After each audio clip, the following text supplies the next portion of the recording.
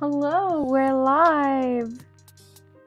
Welcome, welcome. Are you guys snowed in too? I'm technically not snowed in, but I definitely don't want to leave and also am nervous about leaving.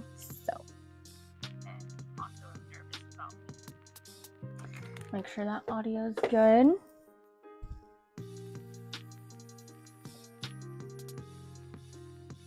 Okay, music doesn't seem too loud either. All right, welcome.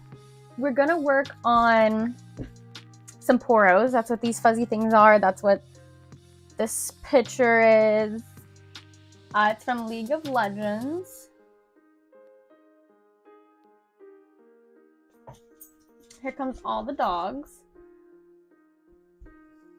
They should be chill and calm because they've been running out in the snow.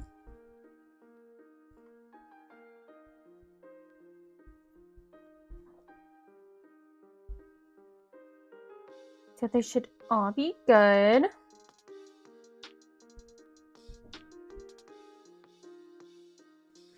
I don't have my iPad, so we'll just leave this over here so that I can see chat in case my computer doesn't show it. All right, let's work on some poros, but I need to find a place to put these so they're not in the way. Okay, that one can sit there. I thought I was only going to make 6 of these because I get these little, I think they're 25mm eyes, and they're like sew on. And I was counting to see how many I had because I knew it was going to be a limited amount. And I had enough to make, I think, 7 poros, but I'm like, I'm going to save one just in case because these are also the eyes that I use for Fufu Cuddly Poops from Avatar. And just in case someone ordered one or I needed the eyes and didn't get more ordered sooner than I needed, I was like, I'll set these aside. But then I already had a poro done, which I only needed to cut 5, right? If I wanted 6, I had one done. Well, I cut 6 still. But for some reason I didn't cut 6 horns. And so when I go to sew horns on, I'm like short 2 pairs of horns. So what happened? And I go and check the, like, how many of the fur balls that I cut, the white parts. And when I counted the one that I already had done, it was 7. And I was like, oh. Well, I guess we're making 7 poros. And so I just cut out some more horns and sewed them on. But yeah, now we have 7 poros instead of 6. Which is not a bad thing, because I think they will sell. I do think that. I had these at Katsucon in 2023, and that was the first time that I had them in a while, because I used to make them all the time and sell them on Etsy. And these are much better quality than the ones I used to sell on Etsy and at conventions. They're bigger too.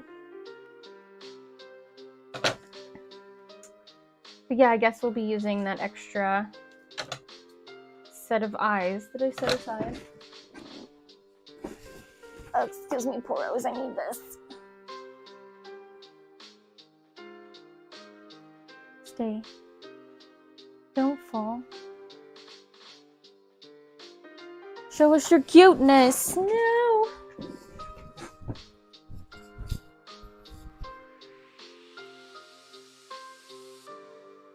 Trying to give them some love so you can see them too, but they're kind of just hidden. Move my water too. There we go. That's a little better. Also, cover up this cardboard box. that works. I have this ribbon over here too because we're going to work on some bell bags from Animal Crossing. Once I get this done, or these done, all these little Poro guys. No, I spilled my coffee. That's not good.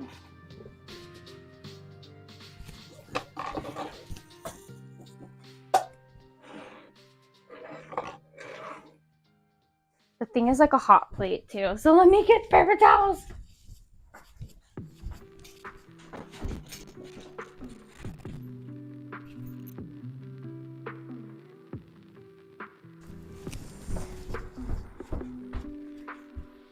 My coffee, like Keurig thing, has started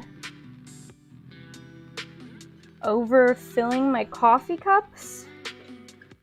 And I don't have like super big coffee cups to begin with. Alright, I unplugged this because, you know, safety first. We're working with electrical units. Let's be safe. I was like, what is that sizzling sound?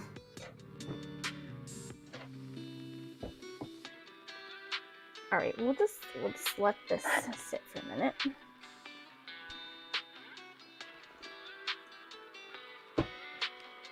Yeah, but my Keurig has been overfilling my coffee cups. So I just have to dump a little bit out so I can put creamer in it.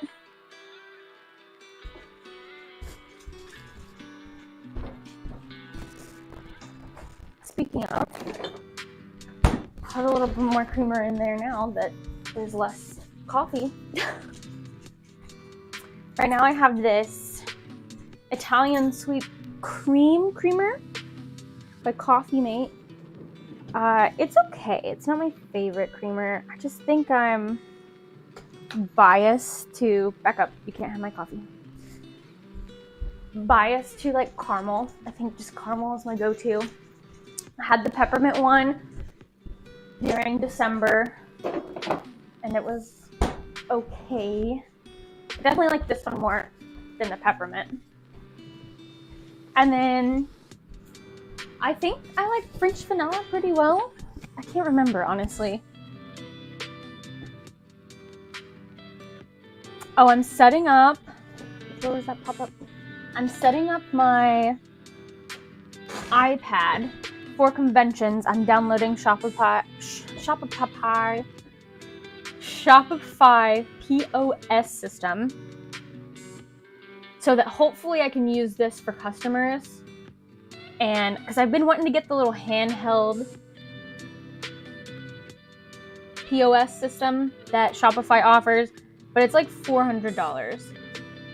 And I do not have that money right now to spend, maybe in the future. But I just feel like if I'm not doing barcodes, that's not as, like if I could scan barcodes, I think that that would be really nice. But if it just comes down to so that people have a screen to see and like can pick tip and like easier for them to tap, I think what I'll do instead is set it up on my iPad, get one of those swivel things, and just have the card reader, tap, or whatever, sitting on it, like getting a little platform for it. I think that that would be an upgrade from what I have now, but not as big of an upgrade in price point as the POS system. Also, I have this audio, the desktop audio. I can turn it down on here, I guess. But on YouTube,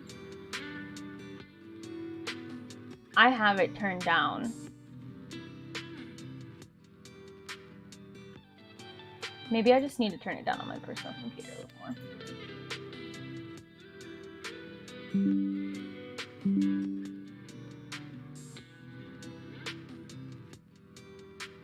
Okay. Does that seem okay for you guys? Is that okay?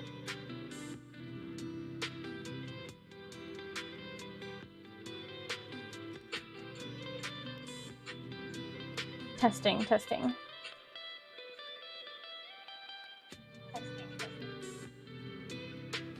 What the seems a little loud.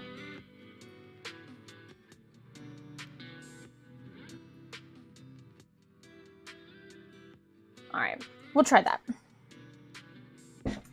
Back to Poros. Try to not spill my coffee. I just got a little chilly too. Like, maybe I need to drink more coffee.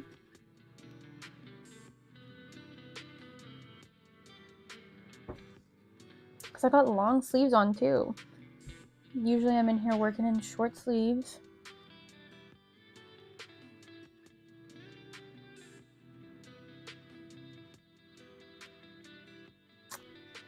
So yeah, to hand sew these on, I just kind of eyeball it since they're not the lock-on.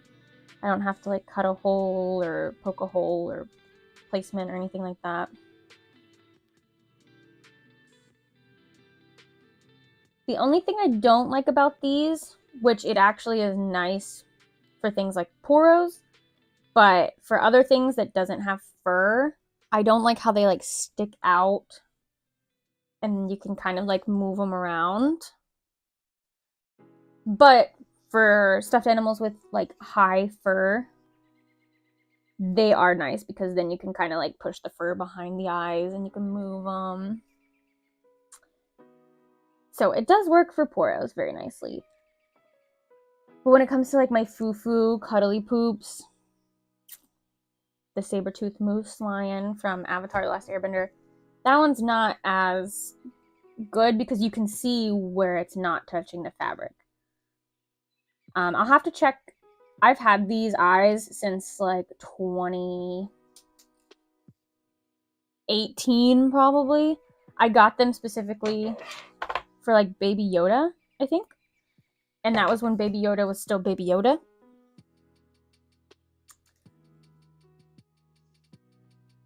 So, and I thought that they were going to be the lock-on eyes, but they weren't. Ahoy! Capped Crabs. Nice name. Welcome to the stream. We're working on some Poros right now from League of Legends. But yes, I've had these eyes since like 2017, I think. And I thought that they were going to be the lock-on one, but they're sew on. So I'm curious if they have the lock-on ones now. Because I do prefer those. I do feel like they're a little bit more sturdier instead of having to rely on hand sewing. Hoping to swing by and say hi at Katsu, but I'll have my own booth in Vendor's Hall. Sorry, you sent another chat and I was like, wait, did I just make that up?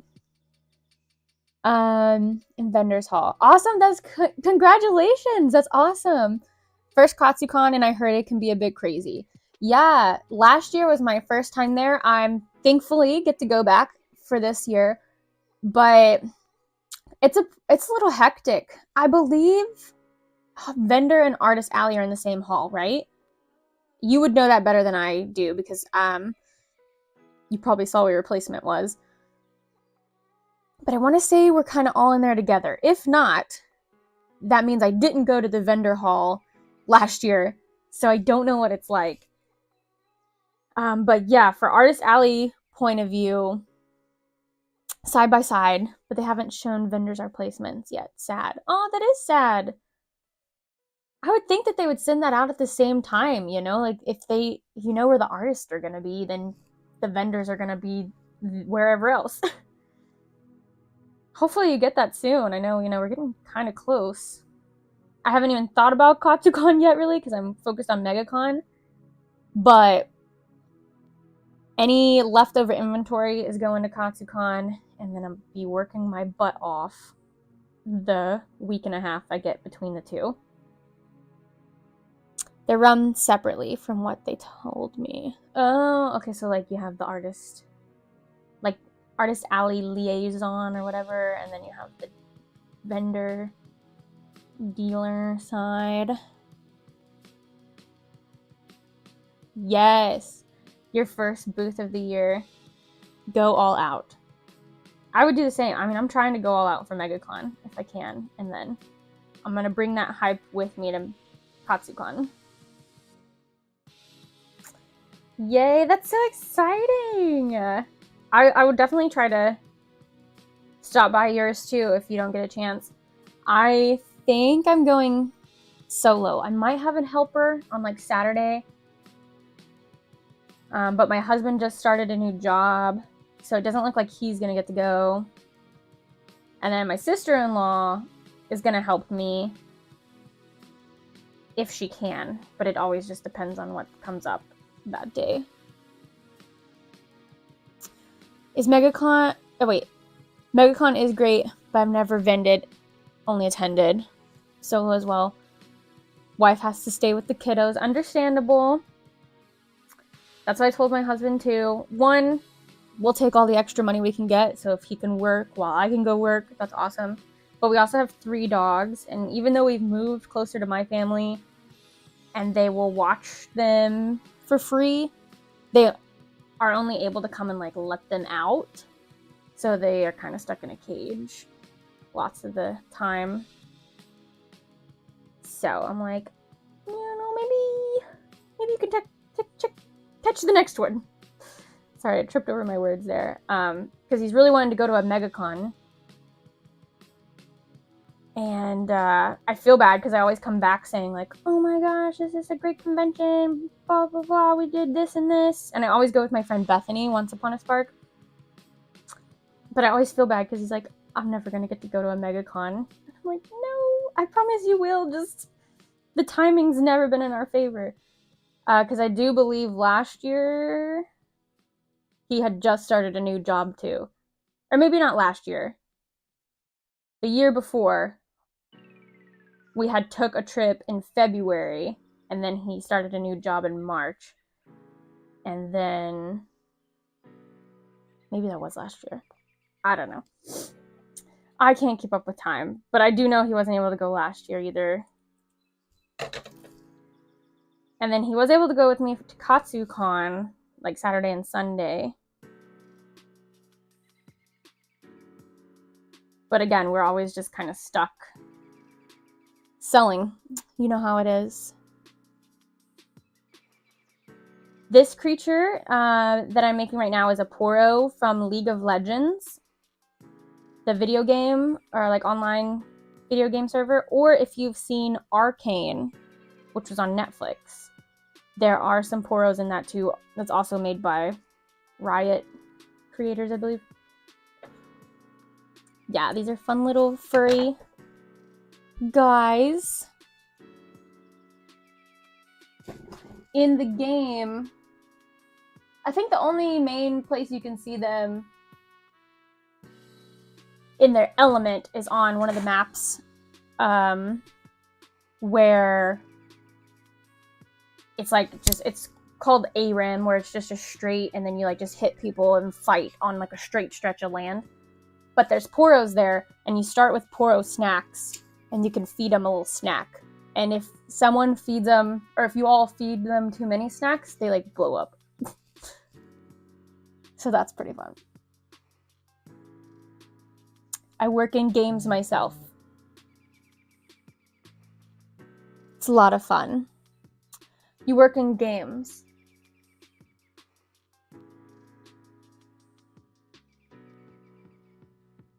What does that mean? I forgot what I said before.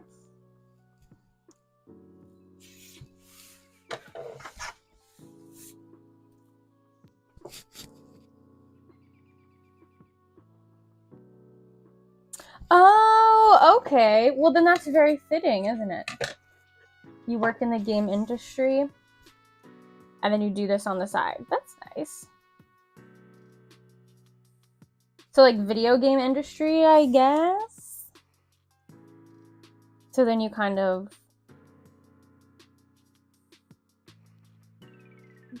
have the best of both worlds. That's awesome.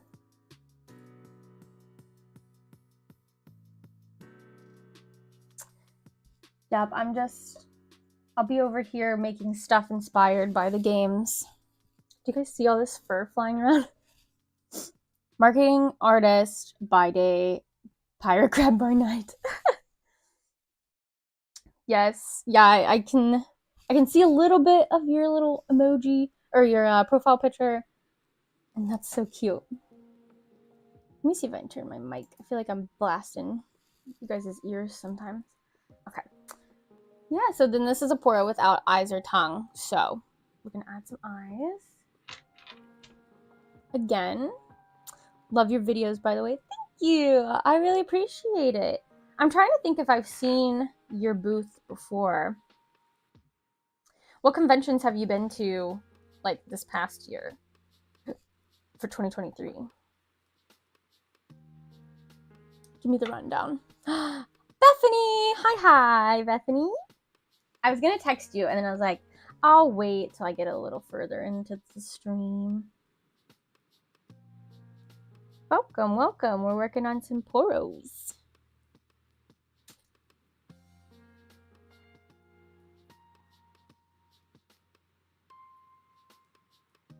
Baltimore, so MagFest, Baltimore Comic Con, etc. I don't go south much. Okay. Yeah, I used to live in Delaware, so I did do some events close to that area. I never got to do MagFest. I did apply the last 2 years, but I got waitlisted. And then, of course, I did KatsuCon last year. What else? I did some, like, smaller ones. Like, Too Many Games is really nice. That was a fun one.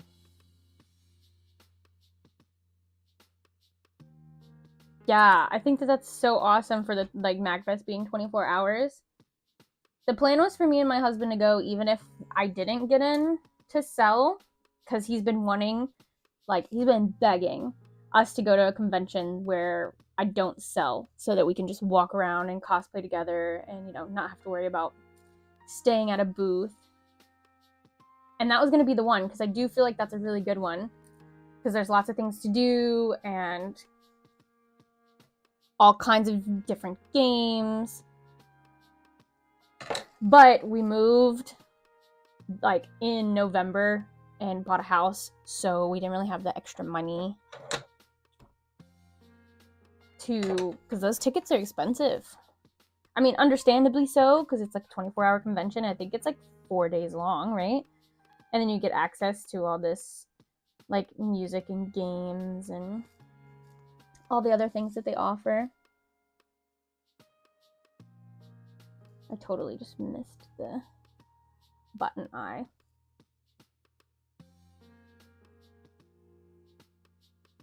Look at the crayons. I was watching, I don't know why, I just love watching crochet videos or watching what people make crochet wise, even though I don't, like, I'm not a crochet artist. I can't really crochet, but I'm just so fascinated watching all these people, like, crochet these, like, stuffed animals. And one lady that I was watching yesterday was, like, making all these little crab crochet patterns. She was talking about how she did a convention in Maryland, I think. And I was like, oh girl, she gonna sell out of those crabs. You know, Maryland people love their crabs. Especially, what, like blue crabs? Isn't that also a big thing? That's their, like, mascot.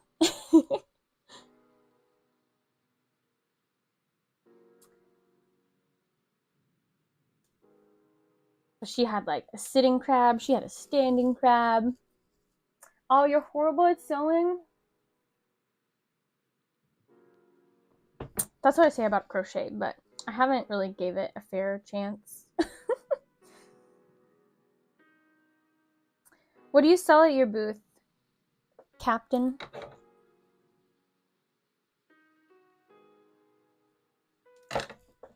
All right, there's the eyes. Let's do the pull test. Make sure they're secure. You know, I don't think I cut enough tongues either. I might have to do. I have made a crochet ghost. I don't even know. I might know where it is. I can show you guys. Hi from the UK. Hi, Otaku Becky. Welcome, welcome. I have Plush, but I outsource them. Write / draw kids' book stickers, etc. Okay, I really feel like I have seen your stuff then. Really feel like I have. But I love that. I would like to do something like that with my axolotls eventually. I don't know if I can go full, like, write a book. My mom would love that. Anytime I create an original character and show her, she's like, oh my gosh, you should write a book about it. And I'm like, I'm not a writer. I can't write. You guys hear my Roomba? I don't think you do. But I'm not a writer. Maybe I'll do a coloring book or something. I'm not a big draw person either. Like, I do 3D crafts. It's possible. I think I'm usually the only tiki-themed booth at most cons. Okay, so like you do like the tiki torches and stuff. Hi, Gloom. Welcome. Where is... I think... Okay, if my ghost isn't on my dresser in here, I'm not going to look for it. But if it's on the dresser, I'll show you guys.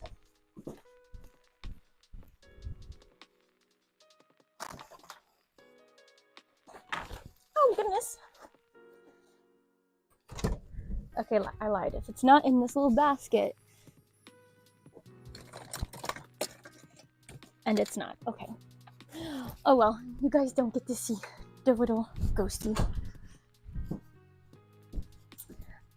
It was on my dresser before we moved, but now I don't know where it is. But it's okay. It didn't look that great anyways, I'm gonna be honest with you guys. I think it's in one of my vlogs, my Anime Weekend Atlanta vlog from 2022, when I helped Once Upon a Spark out. That's what I did while I was helping her. Lately, I've been addicted to watching people's con videos. I think Katsu will be the biggest group of con videos makers in one place I've ever attended. Yeah. I think that is one of my... Actually, so... No, it is. I think it does have like 1,000 views on my KatsuCon video, which I was really surprised.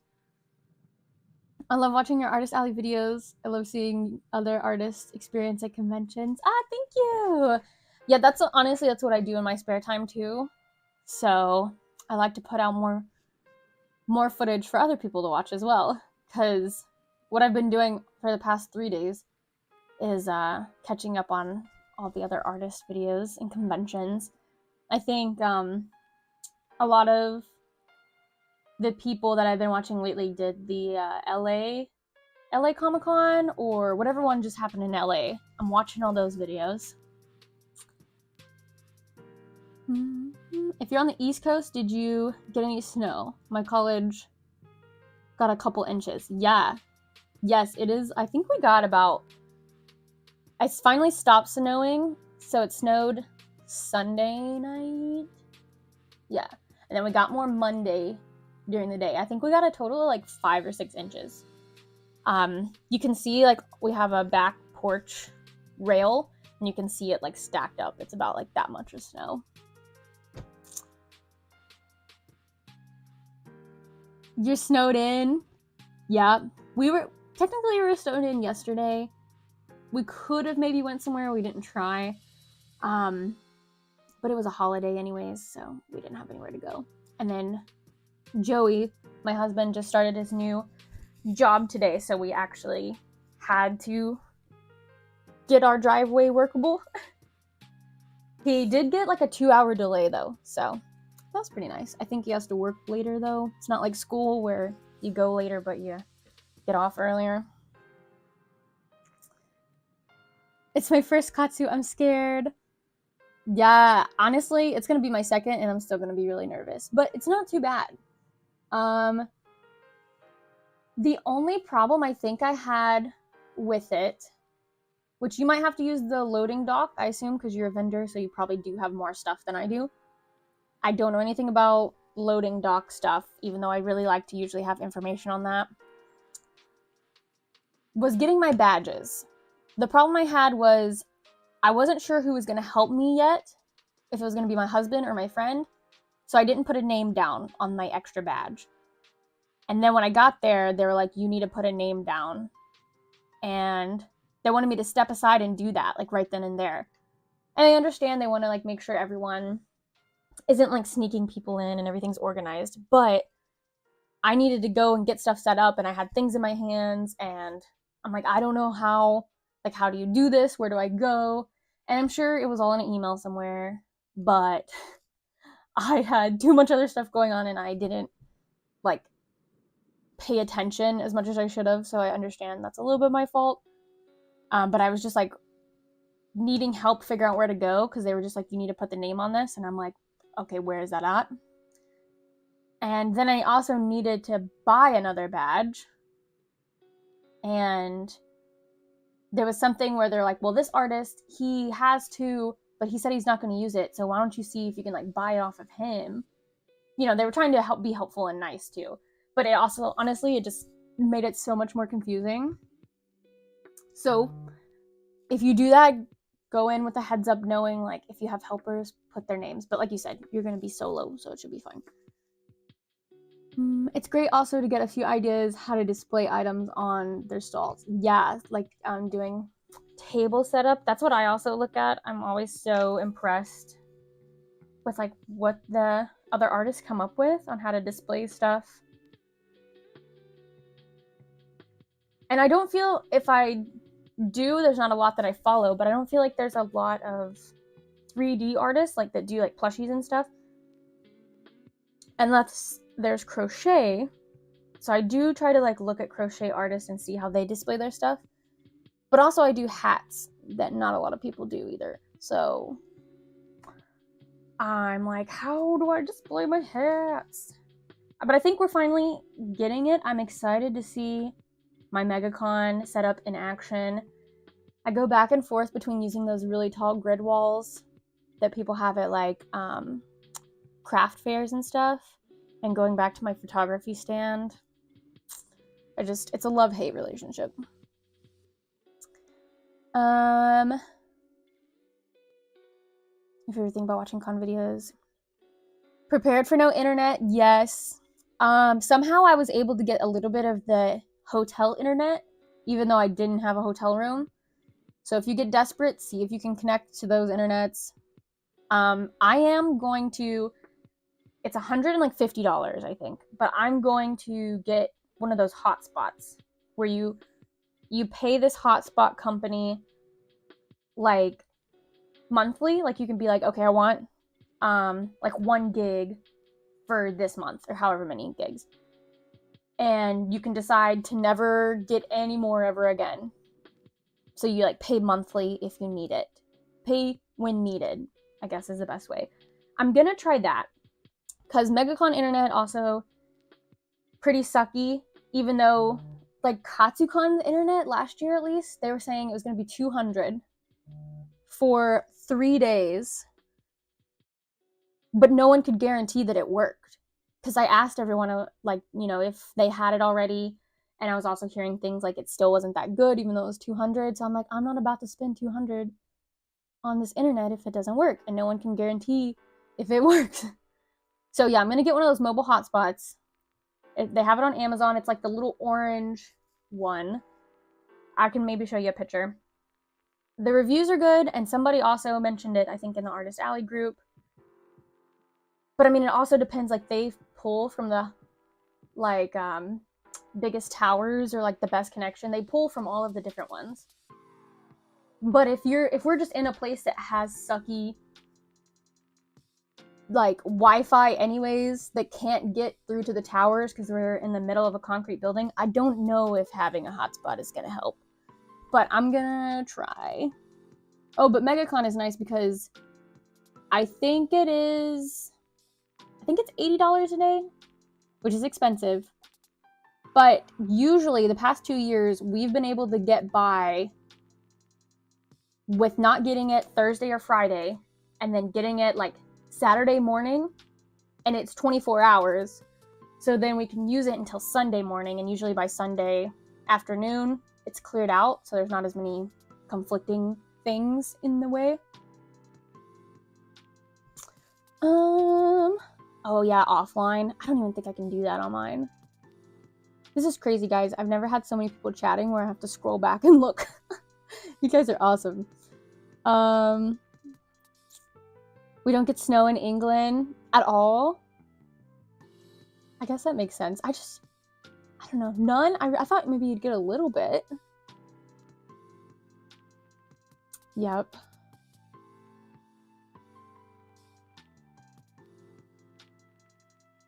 Phone calls. Okay, that's true. Good. So you do know, you have the handle on the loading dock situation, Captain. Yep. POS with the internet. That's why I'm trying with my iPad as a backup too, and I'm gonna connect it to the hotspot, but also maybe not if I might be better off just using my phone like LTE than like hotspot. I don't know.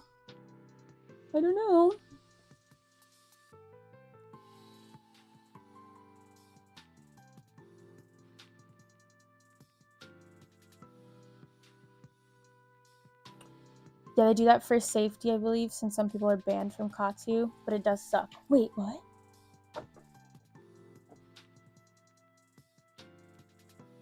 Internet? If you have a Square terminal, it can take payments offline. Yeah, I don't think mine does, unfortunately. I use Shopify, but that is good point. But yeah, they can decline it later. Or yeah, the customer cards can decline, that's right. Hotspot. Grids are amazing, especially display cushions, but such a pain to put the legs on them and take them. Yeah, those grid displays, pain to put together and take apart. And they're so heavy. 280 or something crazy this year. That's ridiculous. Like, if someone can verify that it works. For sure. But I just don't feel like I don't feel like we should have to pay that. Like, we're running a business. And we need the one thing to run a business.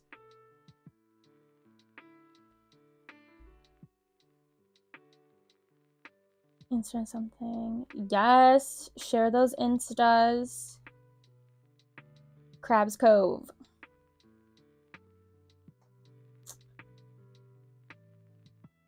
You get a little snow, but it's gone by lunch. Aw.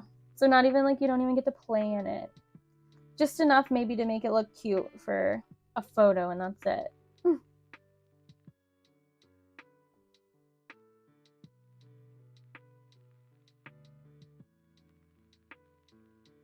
First day back at college and all your classes got canceled. Nice. Like, is that a good thing or a bad thing? Like, are you glad? I usually was glad when I was glad unless I drove back. Like, if I drove home for the weekend or whatever, and then if I got back to college and then classes were canceled, I was like, I could have spent one more day with my family. I did a convention in November and the Wi-Fi was so bad, but luckily I had my iPad and used its hotspot. Okay. That is always good. My biggest fears with conventions, one, parking garages or finding a place to park or like unloading. But that goes for anything. If I'm at a concert, I'm always stressing about parking and finding where to park, especially in like big cities. And then the newest fear that I've unlocked with doing bigger shows, Wi-Fi issues. I just feel like we've had so much experience with Wi-Fi, we should be able to fix this problem. Like, our whole lives revolve around Wi-Fi, and it should not be a problem anymore. But that's why I always, when I go to these conventions, I like join the like Facebook groups or whatever, and I'm always, if anyone's like, what tips do you have? Like, it's my first time going to convention. I'm always like, bring cash, please. Don't guarantee that the ATMs there will have enough cash. Bring cash. I'm sure there are a few people banned. It's a big con, and statistically, there were probably some bad eggs. Am I missing something? What, like, oh, like artists getting banned for things? Sorry, I must be missing. Yeah, it sucks because Katsucon doesn't decide the price, the hotel does. Yeah. Like, that's usually with parking, too. I hate the expensive parking. You guys missed it. I spilled my coffee earlier all over my little hot plate that warms my coffee, and it was sizzling. So I'm gonna plug it back in now. Hope that it still works. And so glad that we didn't have a fire. But like parking, usually the convention doesn't decide that either. Usually it's like the hotel that's hosting it. Last time I had a proper snow day, it was about 7 years ago. Okay, attendees. Okay, gotcha. That makes sense. Attendees getting banned. Yeah, I think some conventions, they have, like, the hotels just like, you can't have your convention here anymore because of just some of the attendees. And I'm like, I hate that. But, I mean, I understand, like, you can't be mad at them. Oh, no! You can't be mad at them if they've been wronged, you know?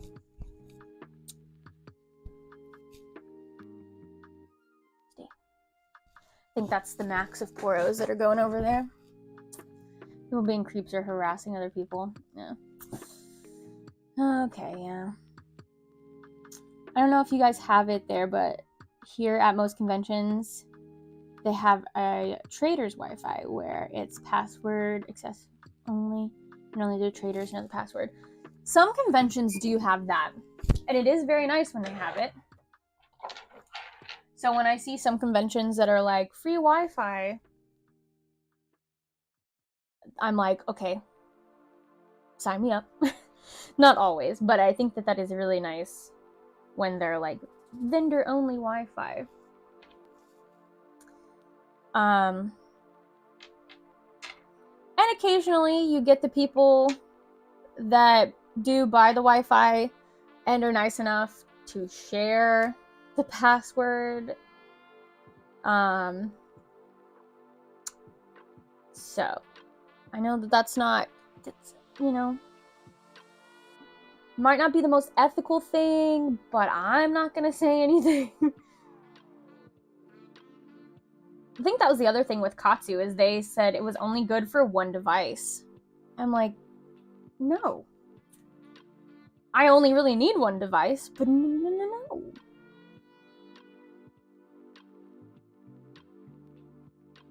But what about for those people that have like their phone and POS system and need to be able to like use it on 2 devices? That could have been they were just saying that so you don't share it with your friends, but yeah, I do wish more cons did that where it was included.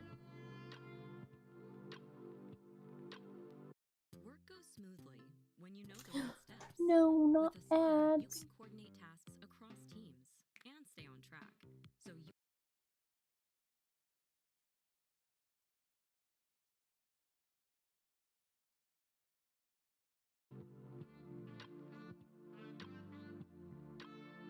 I muted my mic audio instead of the music audio.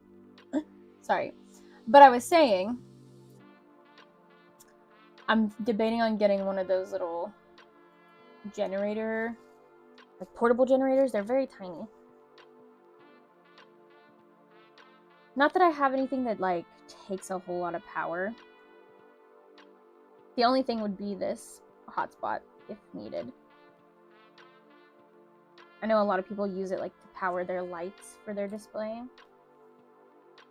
But for most of my stuff, I just have a portable charger. Yeah. Portable charger. And that does the job. I usually take a couple of them just to be safe and have them max charge in case I forget to charge them the night before.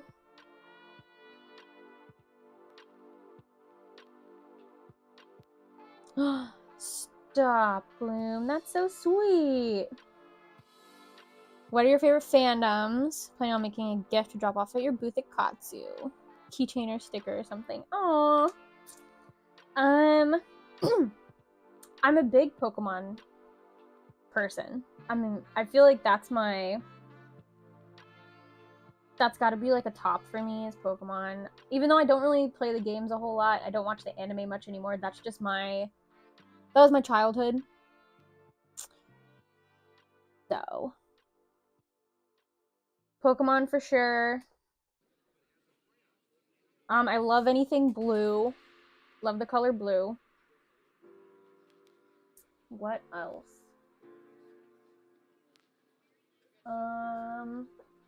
Blue Pokemon.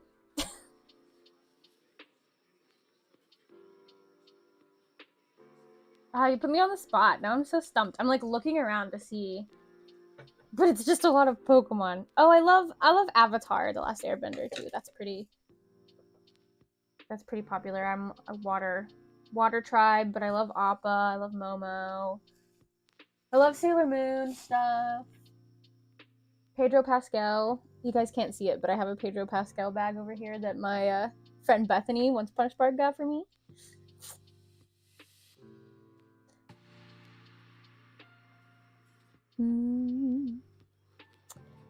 Yeah, so thank you, Gloom. I love that idea. I'll have to see Pedro Pascal. Okay, I gotta show it to you. Hold on. Because I became obsessed with The Last of Us.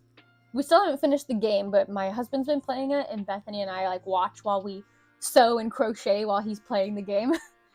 But we watched the TV show, and I'm obsessed with it. I'm obsessed with Pedro. Look at it. It says, "I'll hold your things, baby girl." Look at him. I mean, did anybody else like want to faint when he was like, "I got you, baby girl"? Because like, my heart. Does anybody else have a stream playing when I finish new art? Yes. New art print. I do the same. I work better with videos playing, and I love catching people live, but I think I need to start looking at Twitch lives, like watching people on Twitch, because I just can't find a lot of people that go live on YouTube that's not gaming or sports. Bethany's crocheting. Bethany, what are you making? Are you making chicken still?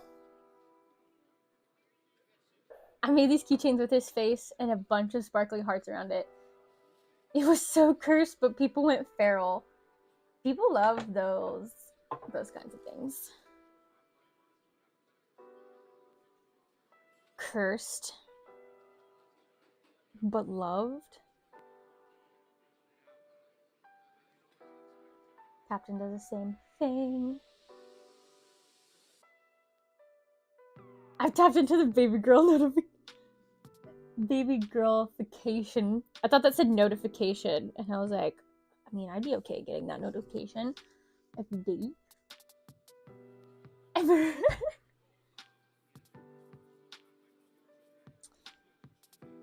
Bethany, are you gonna be at Cozy?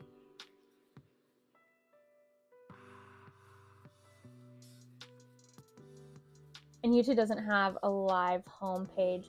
Thank you! Yes, I don't know why. If they're trying to push their live so much and trying to compete with Twitch, let me search who's live, or let me see everyone's who's live so I can filter it. It's just not, it's like YouTube still, even though they want to do lives, they aren't capitalizing or whatever. I wanted to say they aren't capping on it, but that didn't make sense. They aren't living up to their potential of what they could be, because like I said, I want to find people that are crafting while I'm also working, and there's no way to do that unless it's sports, gaming, and like one other, like news. Those are like the only categories that you can look at, unless you know someone that you're already following and just going live. So it's really hard to find people that aren't already following me. Bethany's making bees, and then she's gonna do chickens. Nice. Once Upon a Spark will be at Megacon. Yes, we're gonna be next to each other. Yes, hopefully next year. Sorry, thought I was gonna burp, but I didn't. But my phone went off instead. Yeah, makes no sense. YouTube, try not to be the laziest guy. I better not say that. They'll demonetize me.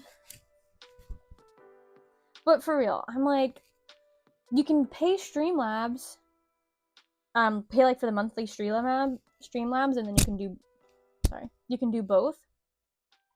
But I do believe it's like $20 a month, so I need to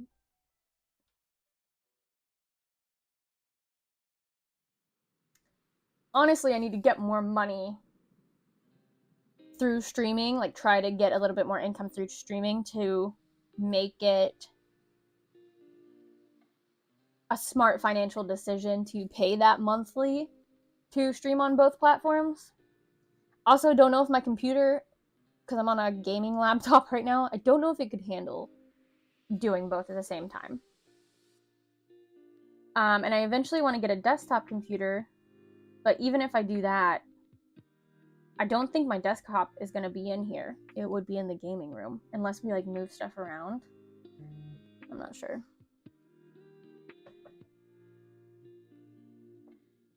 But yeah, maybe one day. Or I've also thought about doing like Tuesdays stream here, Thursdays stream on Twitch, because I do feel like on Twitch more people will find you. Like you'll get more people randomly showing up in your streams that don't know who you are, and then they like your vibes and they stay. So it would be nice to meet like new people.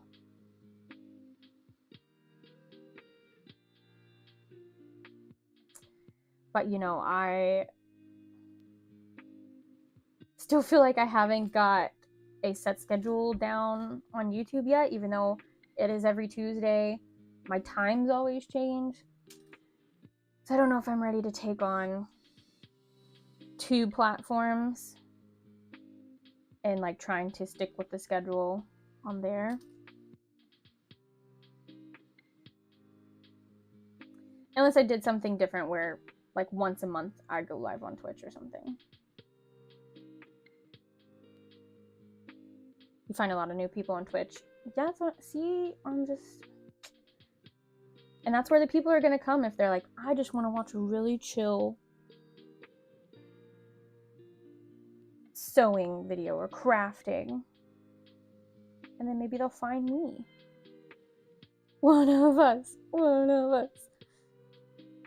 Do you stream on Twitch, Captain? Or you just watch people on Twitch? I recently started watching Billy Boo Arts. I watch her YouTube videos. Then she mentioned that she goes live, and I'm like, I will catch you live, because I love watching other people's artists that I know live. Because I just know that it's really helpful and nice still when you're starting out and there's not a lot of people to chat or in chat. Like, it's always so nice to have even just one person in there that's just chatting with you. What? 8 years? Do you stream games? Because I know you said you're in the game industry. So do you do gaming streams? Oh, I see that you just said something at the bottom. I don't just focus on my art stream, however. I do cozy games. Plus on Twitch, if someone watches like the crafting section a lot, you have a better chance of appearing on the recommended section. Ooh, I get a few people come on my stream saying, oh, I found you on recommendation section. Oh, Otaku Becky, you stream on Twitch too? My gosh.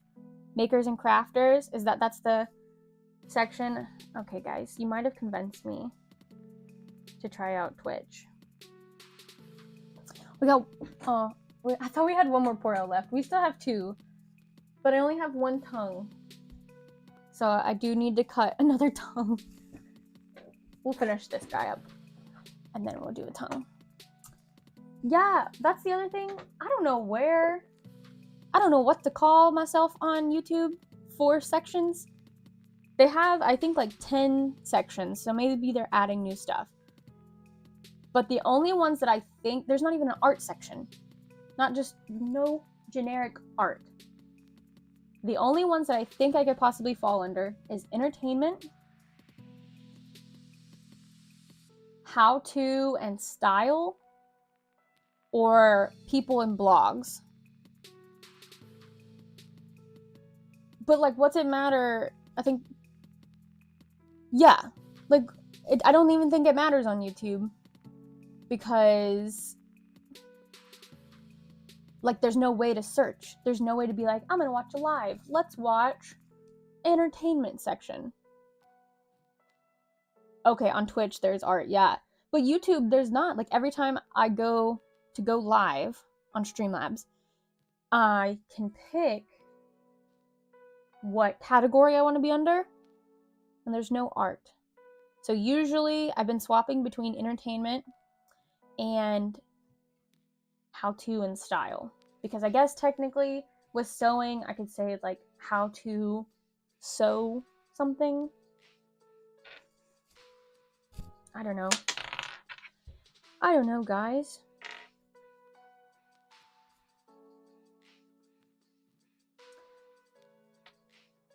Like Captain said, I don't think it matters, because it definitely hasn't been pulling people, random people, and there's no way for random people to find me. So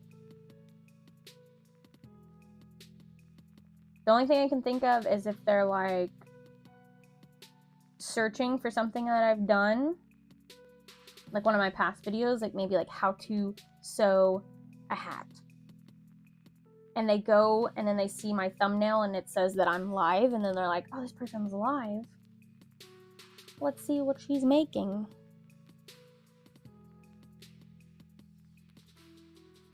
Hashtags on Twitch, yeah, I think that that's very helpful too. My husband was thinking of doing like lives for gaming, and he's done a few on YouTube, and I think he's done a few on Twitch too. But I always tell him, I'm like, honestly, I do think Twitch would be better, specifically for gaming, because that's where people are going to go for gaming streams. That's also going to be where they go to watch new people or to find someone playing this specific game. YouTube, though, like if you build an audience through your YouTube videos, then I feel like it's better to go live on YouTube, because all your followers and your people that already know who you are and what you do, they can come and join you when you're live. But if you don't have any kind of following on YouTube, don't go live on YouTube, because no one's gonna find you. That's just my opinion. That's how it seems. And like, I started on YouTube, like going live, because I do feel like I want YouTube to be the next move in my business, because, you know, I have Instagram and I have my website, but I wanted something that is more long-term, that'll be around and do more like tutorial type things. So I'm like, YouTube makes sense, because I make videos that people are going to want to go back and like look at, like for conventions. If someone is vending at Katsucon for the first time and they want to be like Artist Alley, then they might can find my video. Where if I do like, you know, Dead by Daylight, I feel like only people are gonna like watch that live, or they're gonna, if you do something like with a new killer or how to play it, like then maybe they'll search you on YouTube. Art in general is pretty big on Twitch. don't know, guys, you're talking me into it. Maybe I can do like one day, like I said, on one day on one day on the other, until I feel like it's worth the money to try to stream on both at the same time.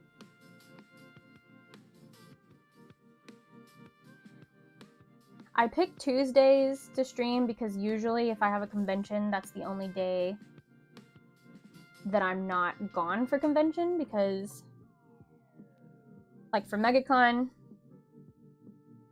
Thursday, Friday, Saturday, Sunday convention, come back on Monday. So Tuesday and Wednesday, maybe not even Wednesday would I be home, because that might be my travel day. So Tuesday would be the only one that wouldn't be affected. And that's the same with like other conventions. If I do a 3-day, that's Friday, Saturday, Sunday, Thursday would be my travel day, so technically Wednesday wouldn't get interfered with, but that's not always the case.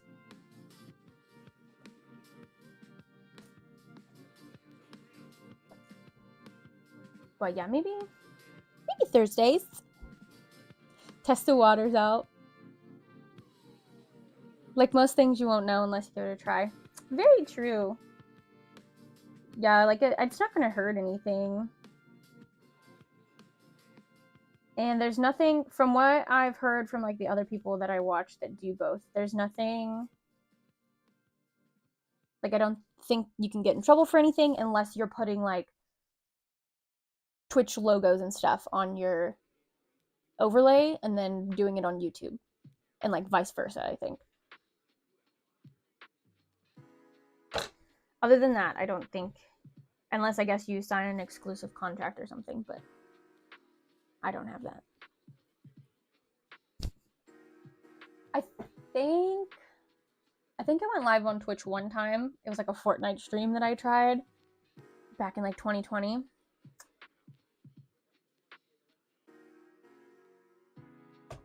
And then I went live. I used to go live in like 2014, 2015 on, it used to be called Justin TV, I think.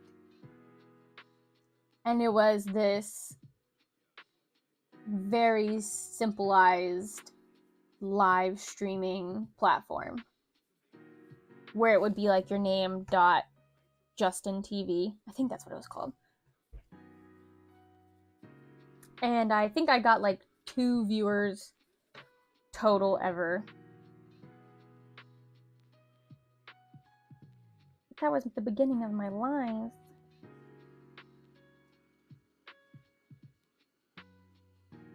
And then I kind of wish I started doing lives on YouTube sooner, because it really does help with your watch hours if you're still trying to get like your watch hour goal. Get his mustache out of the way. Twitch doesn't really care about that. A lot of streamers advertise that they have a YouTube as well. Okay, I think I did hear that Twitch is more laid back and that it's the other one that cares more. But again, why aren't we pushing the live section then?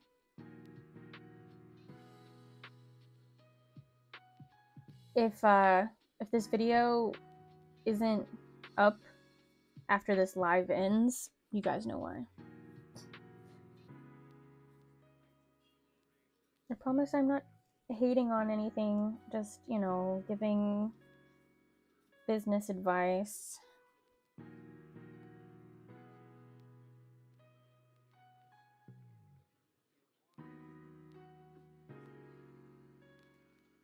So I'm gonna have to cut out one more tongue and sew it real quick for this last pour-out. But after that, I think I'm gonna work on bell bags from Animal Crossing. And then it'll probably just be bell bags the rest of the time. I do have bucket hats as a backup, but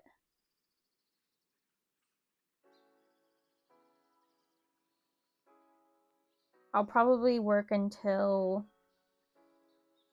Joey gets off work from his new job, which is still, it'll be like 2 or so hours from now, I think, but I'm just so glad the internet's working okay today, because last Tuesday I went live for like 30 minutes and it was pretty much lagging the whole time. So I just decided to end it. And then I deleted the videos because there wasn't anything there. The first like 10 minutes I think was me not even in camera but wiping the dog's feet, because it was like it had been pouring rain and I let them out when it stopped pouring rain so that they could go to the bathroom, and then of course they come in with like muddy paws. So the first 10 minutes was me wiping their paws and wiping the footprints off the floor. I suck at YouTube. I want to do con videos, but I haven't. Maybe Katsucon will be the first. That's a good one. It's a good one to be the first. There's some people that they do their first Artist Alley and then that video like pops off. So I do recommend, if you do that, put my first somewhere in the title, like my first Katsucon selling at my first Artist Alley Katsucon or Katsucon Artist Alley, because I always notice that a lot of people, when they put that, they might only have like 300 subscribers or something, but that video will be popping off because everybody that's starting to get into Artist Alleys and stuff look for those videos to get like tips and to see like how people do the Artist Alley for the first time.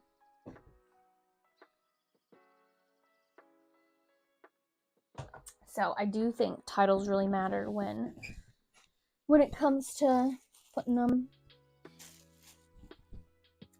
Oh, you know what? I just put away my paper pattern. So we're gonna wing it. I'm not about to dig through trying to find a paper pattern for this Poro tongue. I think I can eyeball it. So we love candles in our house. And we're bad about throwing the jars away. Joey at one point was gonna do like make his own candles, and he's made a few. But we hate throwing like the jars away. So what I've been doing is saving them, and then I'll put the jars that have just like a little bit of wax at the bottom, you know? The wick is gone, so you can't burn it, but the wax at the bottom still smells. And so I opened the lid and I put it in our closet, and then our closet smells nice. So that's what I thought of when I opened my fabric closet, which is that door, because I want the fabric to smell nice. Hopefully, I don't know if the scent is strong enough to attach to anything, but that's the hope. That, and then I usually put a dryer sheet in there too, just to help it give a little extra. I'm just very paranoid because we used to live in an apartment on the 3rd floor, and we don't smoke, but the people below us, like even if they go out on their balcony, it would get into our apartment. And I had one person at a convention one time smell one of my hats. Like she had just bought it. It was someone's mom, I think. And like I saw her smell it and I was like, is it okay? Does it smell bad? Is there something wrong with it? And she like said no, or she was like, she kind of like looked down and was like, no. So I was like, she's lying to me. But you know when you're in a space and that smell isn't there anymore? And I don't think my stuff smelled like smoke. I was just always very paranoid that it would transfer and like other people would smell it. But it definitely didn't smell like candles and like dryer sheets. So now I've started, even though we're in our own house, all the smells that are here come from our house. Nobody else. Except maybe our dogs. So I started putting dryer sheets in our closets and like candles to make them smell good. But also I'll like rip a little piece of dryer sheet off and like put it in my bags that have plushies. Most of my plushies are like in another bag itself, so it's not like there's gonna be one spot on the plushie that smells like dryer sheet. But anything to just help my paranoid mind. Because I know I'm really sensitive to smells, so I'm sure there's other people like me.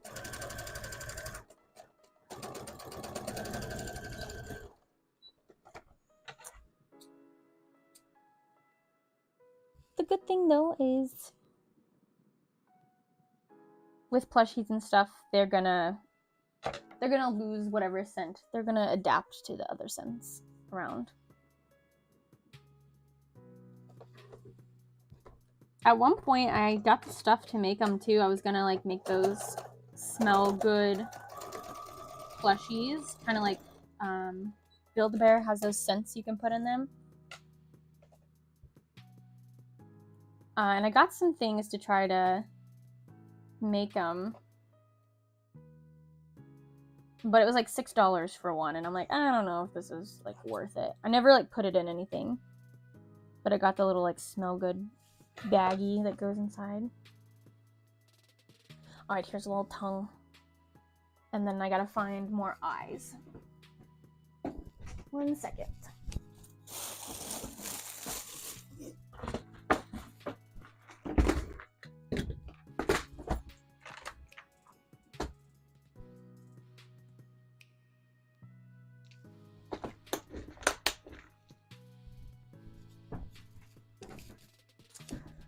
I'm the same with my items. I'm so worried that a smell from outside the house will make the item smell and the customer will pick it up. Yeah!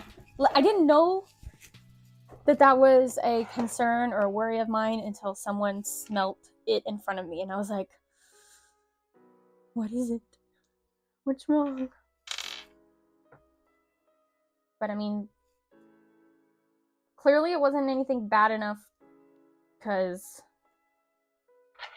they still bought it, thankfully.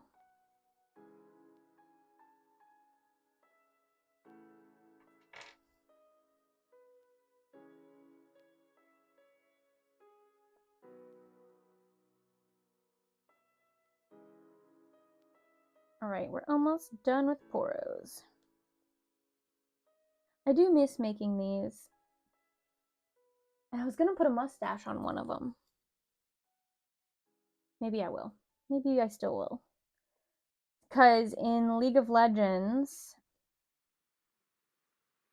if you are like, I only know right now Braum and Draven, those are other characters that you can play. If you feed the Poro guy a Poro snack, it's like a little biscuit thing, it'll get a mustache. Because Braum and Draven, they have specific mustaches that are like for their characters. And it's so cute. And that used to be one of the things that I would add to my stuffed animal. Poros is the little Braum or Draven mustache.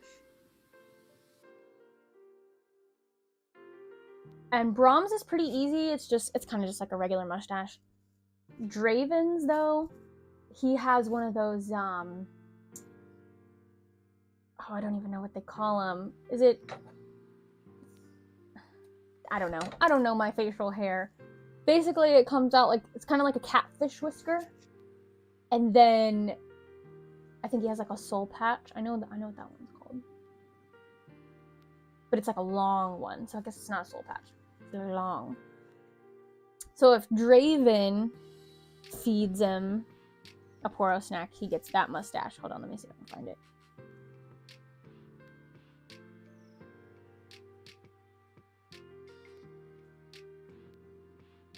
Oh, I forget he gets hair too. I never put hair. Oh, he doesn't get the little like long, he gets eyebrows. That's what it is. I gotta go. Have a great rest of the stream. Also, good luck to everyone that has conventions coming up. Hope everything goes well. Thanks, Otaku. Thanks for coming by. Maybe I'll see you next Tuesday, hopefully. And good luck to you with all your crafting and everything you got. Here's the little Draven. So he gets the eyebrows and the mustache, and then he gets the hair. I never put the hair on him, though.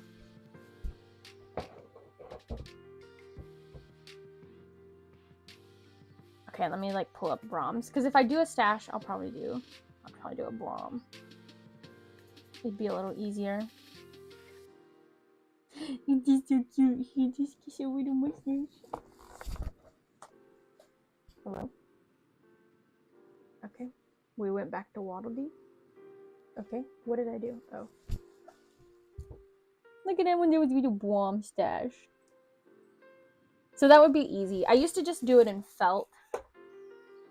But since we're making it a little better looking, you know, that was 2014 Megan, right? We're trying to be 2024 Megan. And so we're adding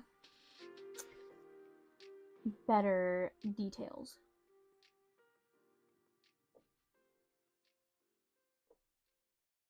All right, I'll get this whole setup back. So yeah, I think maybe I'll do at least 1 or 2 Brahm stash. I don't know. What do you guys think?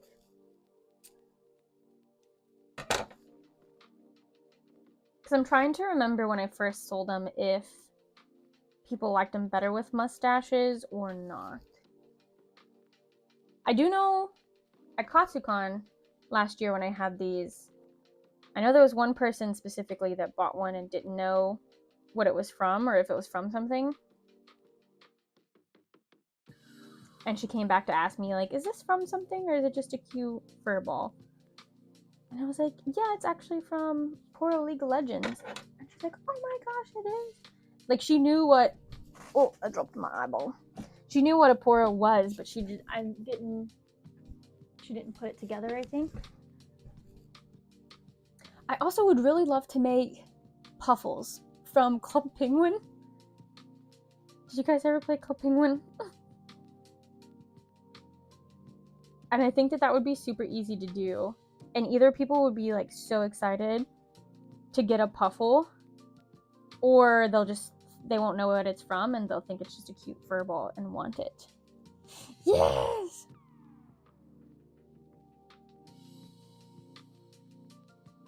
Yes, Puffles. But technically I think that's Disney now. So, maybe just at conventions. Sorry, I switched accounts to my crafting account to make sure I have everyone. Yes, everyone followed. Nice! Crabs Cove. Perfect, yeah, I'll make sure if I'm not following you on Instagram, I will after this. OMG Puffles, please, the nostalgia, right?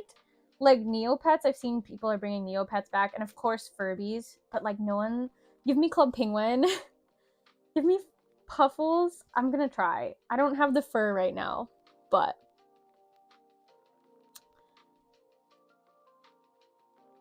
come by at Katsu, I might have something to give you. Okay. Will do.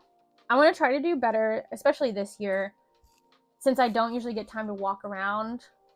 I want to try to start getting to the convention earlier so I can walk around before the convention starts and visit with people, because that's kind of my only time to walk around. So I'm definitely going to try to make it a habit to get up earlier, get to conventions earlier, and then if I get there earlier, I don't have to worry about parking or stressing about parking. If there's any last minute things I want to tweak with my display. I also am going to try to start doing things that I can bring with me. So I make the little like Kirby's, and that requires a lot of hand sewing. So my plan is to not spend all that time hand sewing here when I could be like doing other things like embroidery, things where I actually need a machine. And maybe I don't have any Kirby's done when I'm on my way to a convention or before a convention. But then I could work on them Like if it's a long drive and somebody else is driving for me, or like when I have the spare time in my hotel room, and then all of a sudden I have 10 Kirby's made. And that would have just been time that I would have just, honestly, just been on my phone in the hotel room or on my phone in the car. So that's the plan for this year too, is trying to, like, anything that I can hand sew, I want to make sure I'm doing something else. Whether it's like Bethany and I, we also work on things while we're waiting to load into like our video games. We've been playing Fortnite, so when we die in Fortnite, we just go back to hand sewing or crocheting. Or like I said, watching Joey play Last of Us.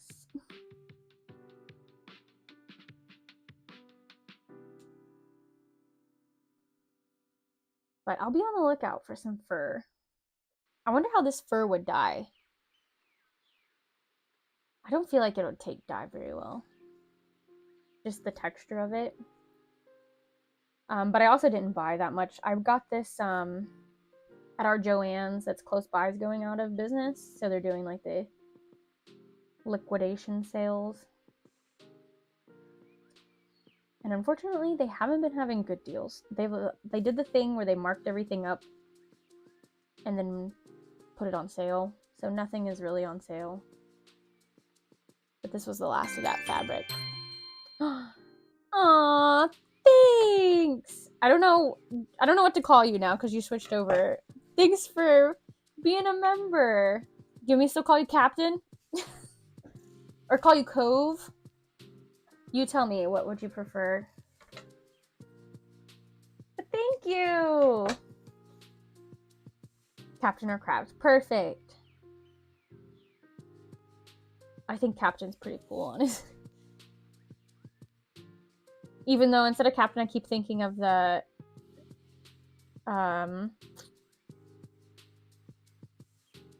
what's the famous chef guy's name? Where he's like, yes, chef. I'm gonna be like, yes, Captain. Shoot, what's his name? Oh, Gordon Ramsay. Thank you. I was gonna say Guy Fieri, but that's not right.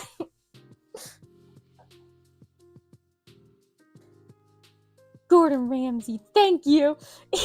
Gordon Ramsay. Thanks, Bethany. All I think about is that video of Allie in our like Hatch Hunters video. It's like, yes, chef. Sorry, chef.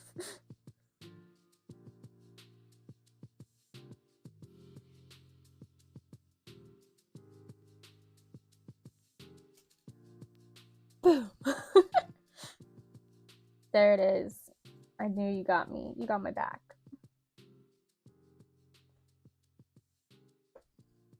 Yes, chef. I'm stuck in my head.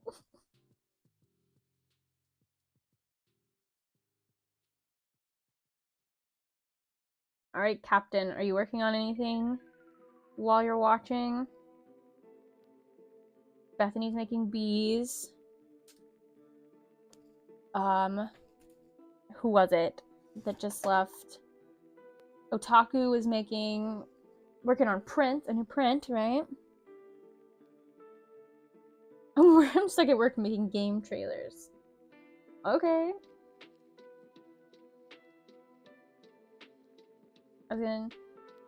I'm not with that generation that's like weird flex, but okay. But that's what I had go through my head. But it's not a weird flex because I would be bragging about it too. Not saying you're bragging, I promise. Nothing exciting, sadly.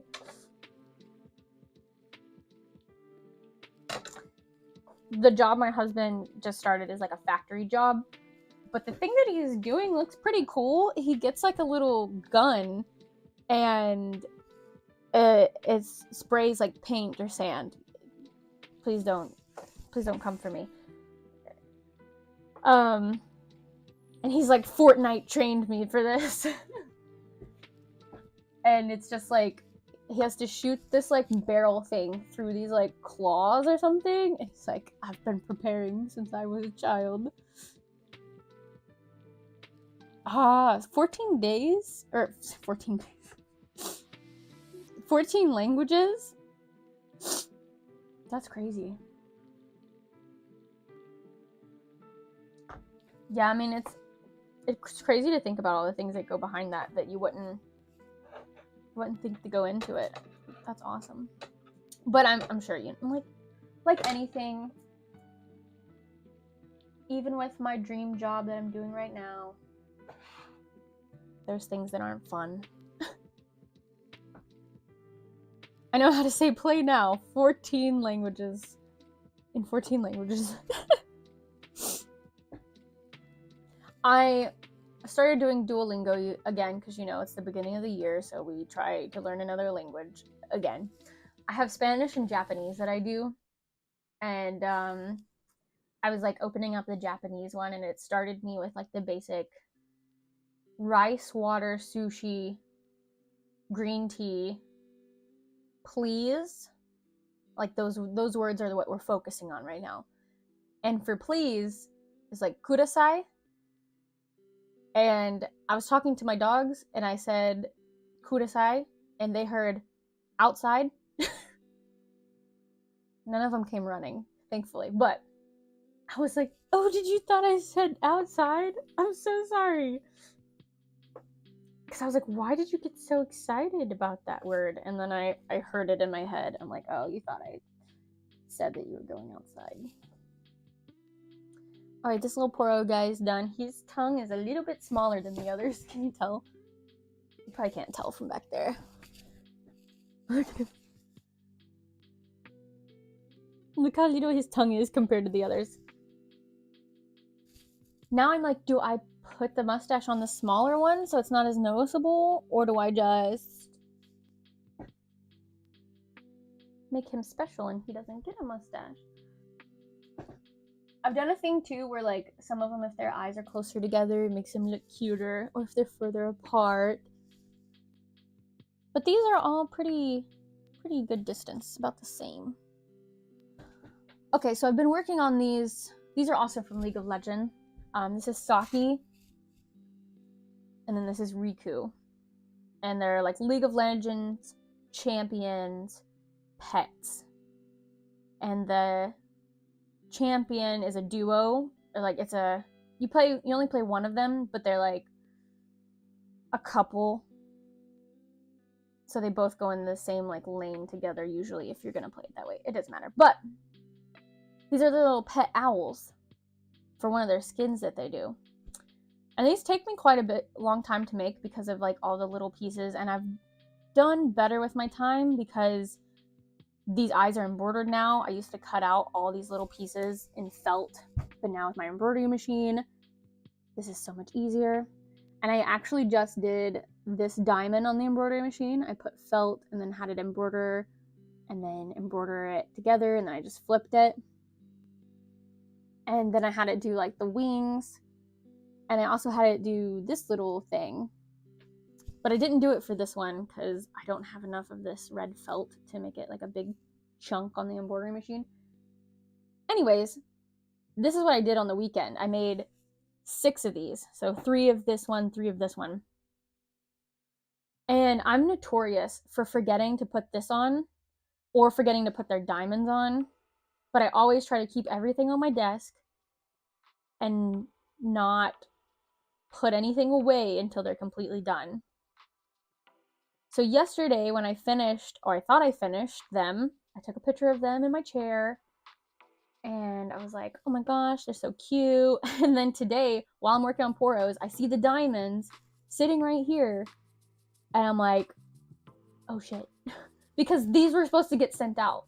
Thankfully, I had not sent them out yet because it's a snow day, and I'm not going into town. But these almost got sent out without their little diamonds on their head, and I didn't even notice. He had his little hair fin, but I don't know how to avoid that. I don't do a lot of online orders, or at least last year I didn't do a lot of online orders because I was focusing on conventions. But there were a few times that I forgot, and I sent out something that didn't have something that it was supposed to have, and I'm like, I'm so sorry. If you want to send it back to me, I'll fix my mistake free of charge. But I don't know how to do better about that. My friend Tia is always like, make a checklist and you have to check it off every time. But I'm like, so what's going to happen is I'm going to spend the time to make a checklist. I'm going to use it once and then I'm never going to use it again. Because like I said, I do like factory where I'm like, sew this, and we do that 5 times. So what's going to happen is I'm going to be doing 5 at once. And it's all the pieces are going to be everywhere. So that's why I at least try to keep it on my counter in eyesight. On my old desk, I used to have a little cubby down here, and I would put stuff down there, but then I found out if I do that, I'll forget about it. Like another thing is Wooloo. Wooloo has like little bitty horns, and they're like little bitty tiny horns. And if I didn't have those in eyesight, Wooloo would go out without horns.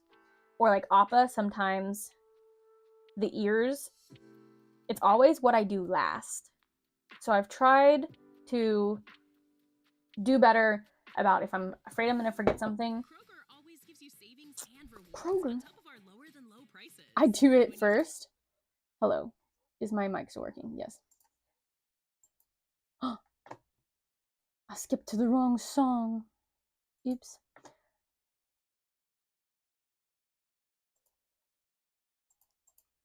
Okay. Sorry, the next subscription I need to pay is free, royalty-free music in my background, so I stopped getting ads.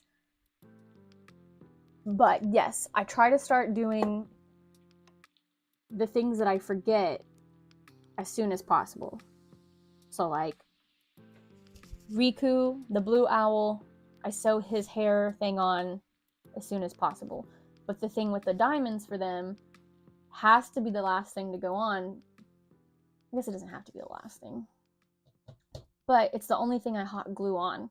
So it usually is the last thing. But I guess I could like hand sew the first parts and then hot glue and then go back to hand sewing. But I'm just, in my mind, I'm like, I have to get this done before I go do something else.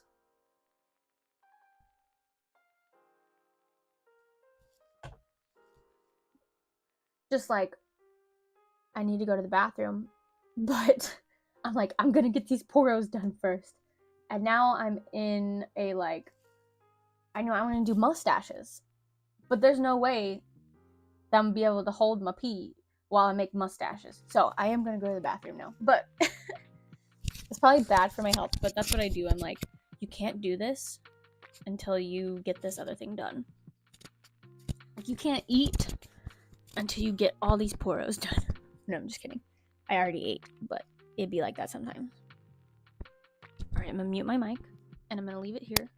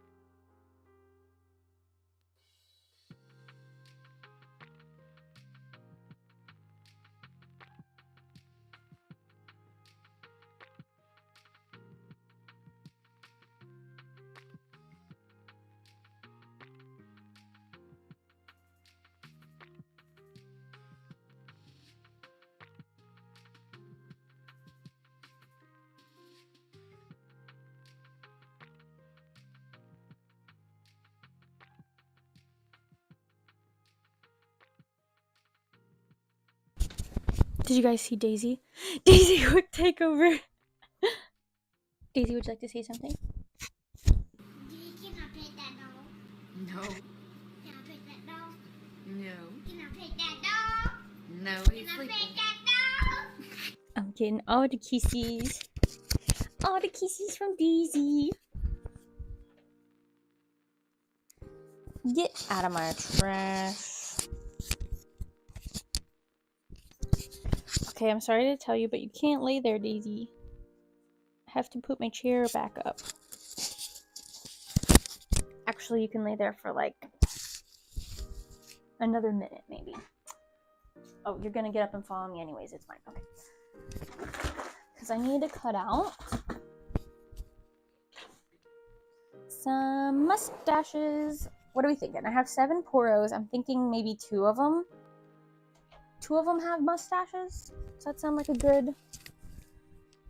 Like, we don't necessarily want half. But I don't think I just want 1.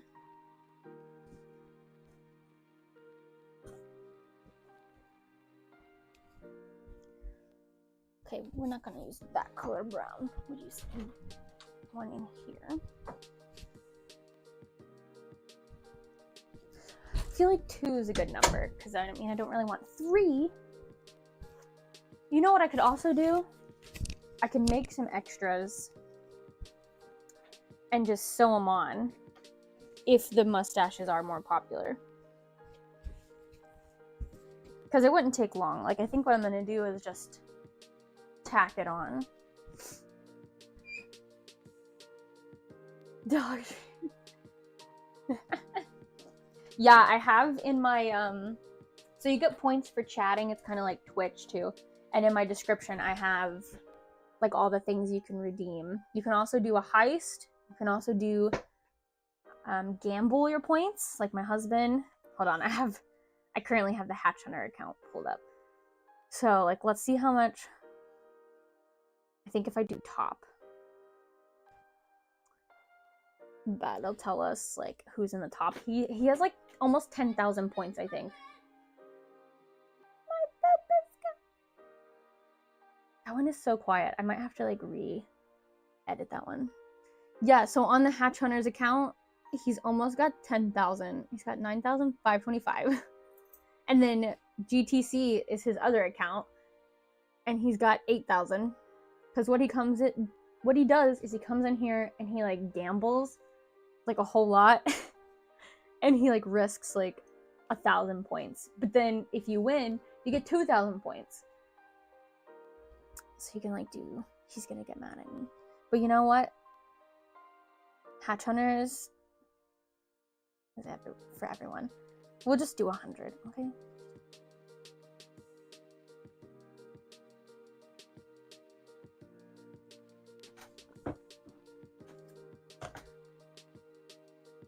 See, look, I won 200.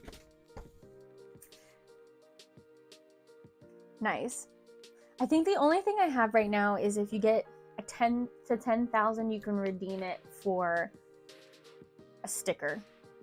And I'm not even sure if that command works. But that was the plan. Oh my gosh, she's dead.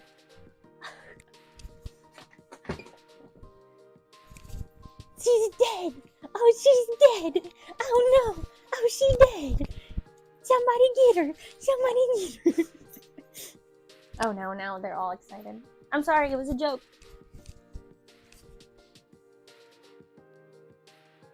Oh, she's a good boy. Oh, they're all the good boys and girls. Okay, go look pretty for the camera while I finish this.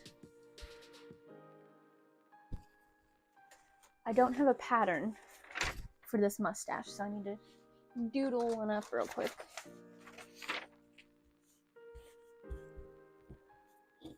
And we want it symmetrical, so let's do one of these. And one of these.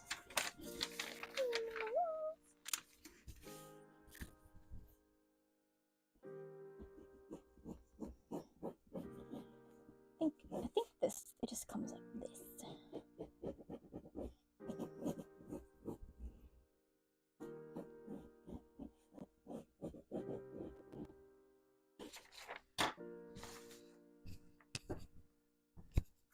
Let me look up a picture again. Yeah, I think that works. So I did like, oh wait, this has my address on it. I shouldn't show you that. Luckily, this is my old address, so it's fine. But just to be safe, you know what? Let me just cut this out. Not show you guys my address.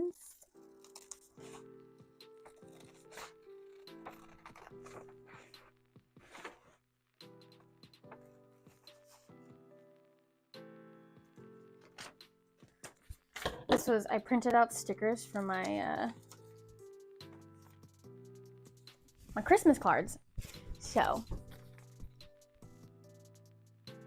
can you just,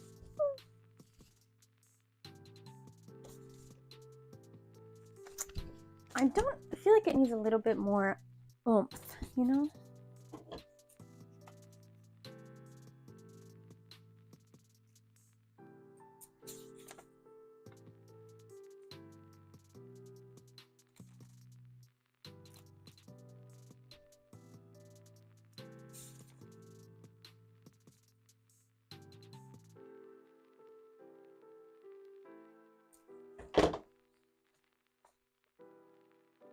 Doesn't look too bad.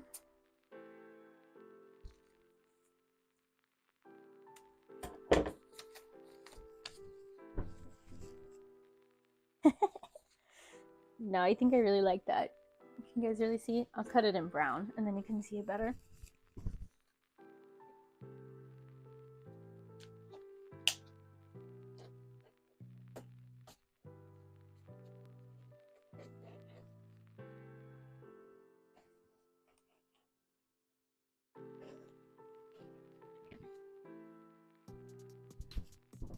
Just like this.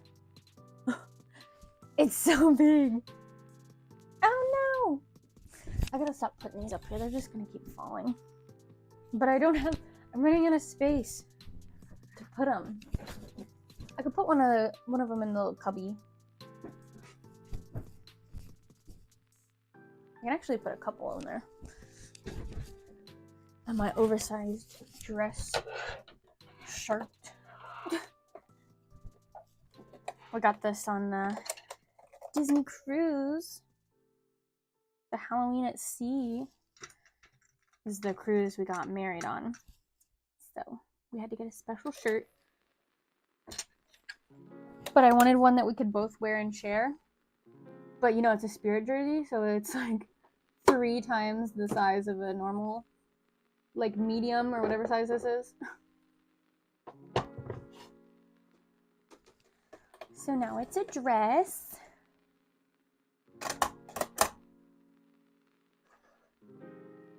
But it's very comfy on this snow day.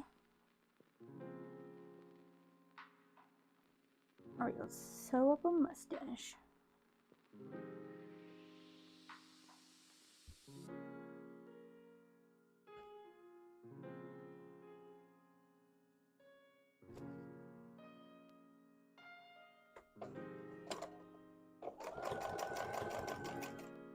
And it looked big on him, on the poro, this mustache.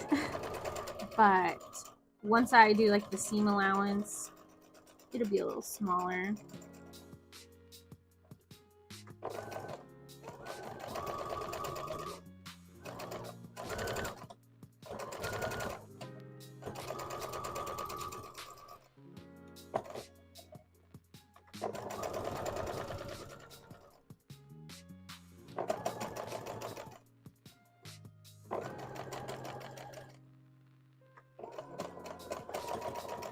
I just want to make sure this one point looks like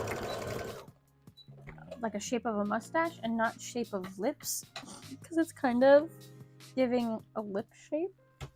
Hi May, welcome! Welcome to my live. We're working on some poros from League of Legends. And right now I'm making him a mustache. And I want to make sure it looks like a mustache and not a pair of lips. Because, I mean, it does kind of have that lip shape right here, but I think it'll be fine. turn it inside out and see what we're looking like. I left my stuffing stick in the other room. Thank you. Poros are super adorable. Thank you. I think they're so cute, aren't they? I'm looking for a pencil or something that I can stuff this with, or like, you know, poke it. I guess we'll use scissors. I don't recommend it because it can tear your stitches, but you're very careful.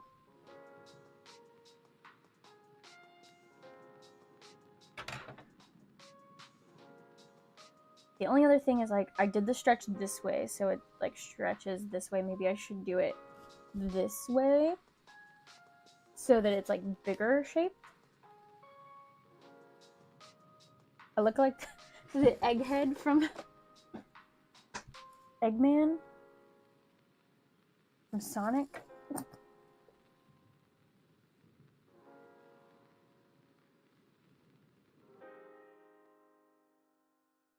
I think that'll work.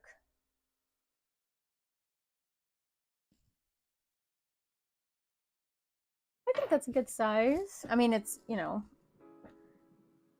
according to the picture too, it's like, you know, humongous on him.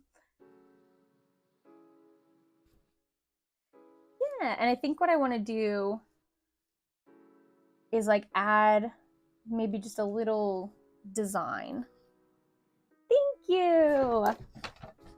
Because I think this will keep it sewn down so it's not like big and poofy. And just give it some like line. The hardest part is going to be though, like making it symmetrical on both sides. And I don't really have a way to draw because it's a dark fabric. All right, let's see how we do eyeballing this.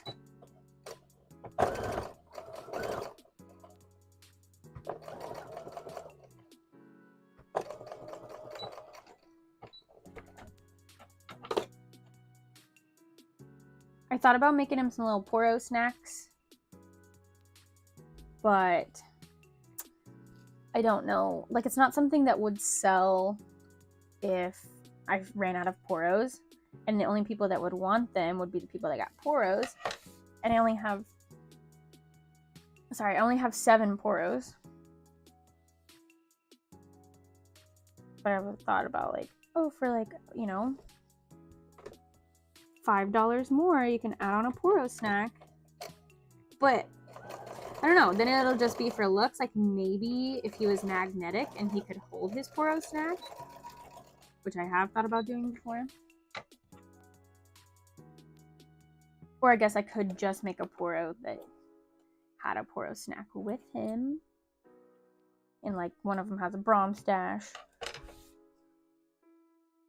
One of them has a Poro snack.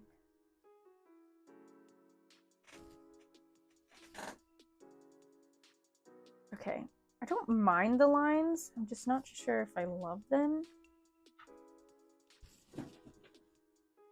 And you can't really tell on camera, you kind of can. It's not a big difference. But I guess for the purposes of it keeps, you know, keeps the fabric down. That's not a bad idea. And I'm wondering if I should just attach it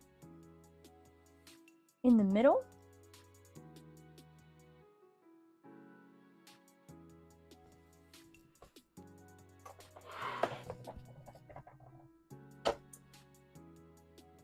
Because I could attach it like here and here, closer to the top, or I could just attach it right in the middle, but then like you get this little, if it pulls down.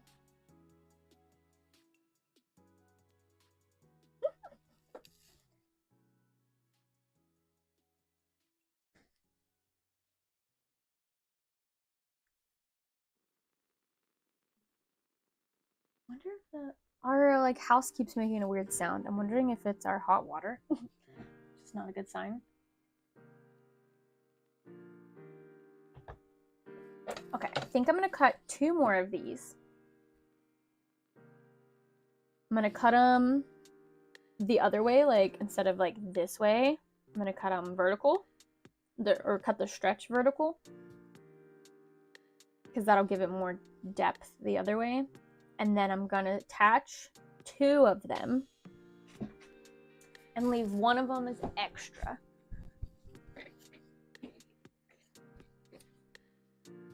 Just in case people do want a mustache instead.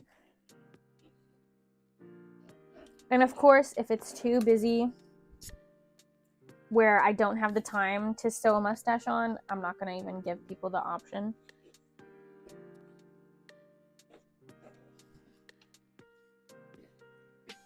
But if there's downtime, I might be like, and would you like a mustache on it?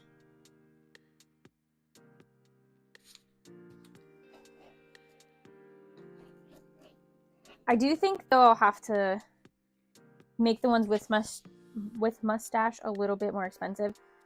I think I've done that in the past and people didn't really seem to mind.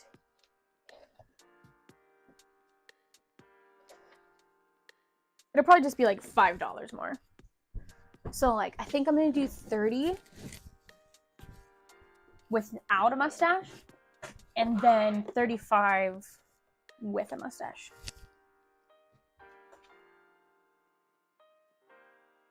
And then I'll just try not to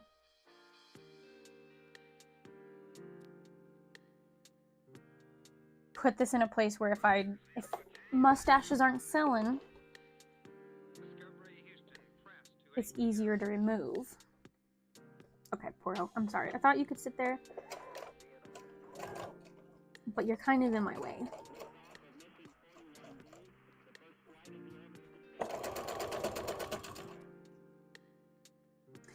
Thanks.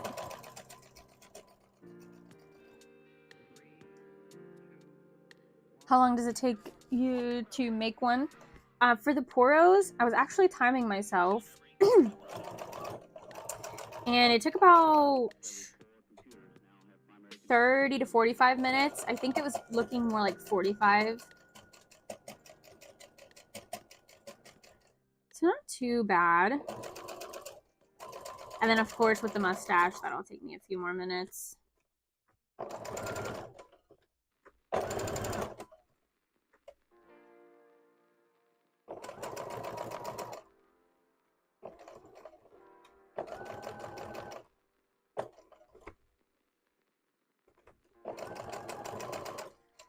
And then, of course, I do think like doing like a factory style work where I do the same thing over and over a couple times, I do think that speeds the process.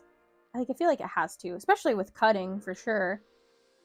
Because if I cut all the pieces for all the different things, that definitely saves time for me not having to get all the fabric back out and get the pattern out.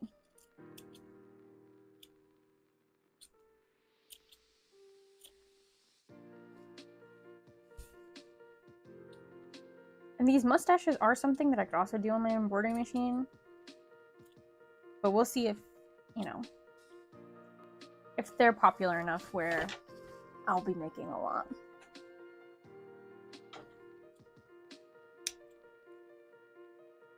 How are your Mr. Froggo keychains coming, May? The little spinner ones? Did you list those on your shop yet?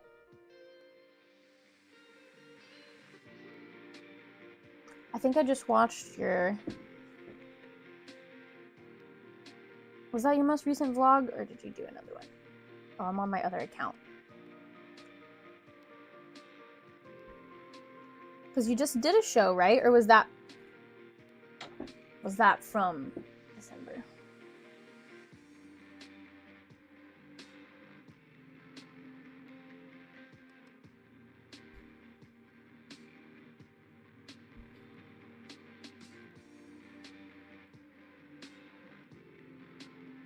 Mid-February, all right. They're so cute. And I want to watch the rest of your live, because I didn't get to watch the whole thing. I like to put lives on in my background while I'm working, too. Okay, no, I haven't watched your newest studio vlog. I don't think.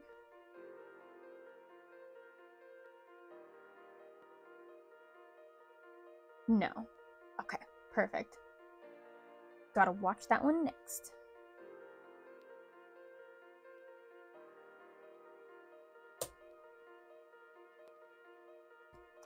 The first con will be February 10th through 11th. Nice. I look forward to the video if you record. Okay, so see the difference that this makes? So this is the one that I did the stretch this way. So now it has more depth to it, if that makes sense. Like, you know, the longness. Whereas this one, the stretch goes this way. And like, look how much bigger it made it. Just because the stretch was stretching long, like, wide. But I do think I like them both. This one, I do like the more swoopiness, the curvature. So I do think I like them better, like this. And then let's do some little... I'm gonna try something a little different, where I try to go up, and then maybe down with the thread. Let's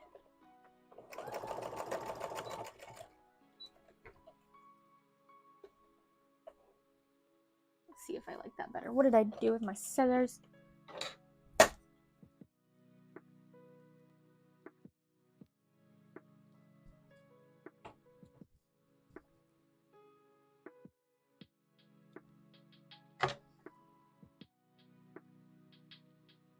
Okay, I think I like that. Let's see if we can do it again on this side.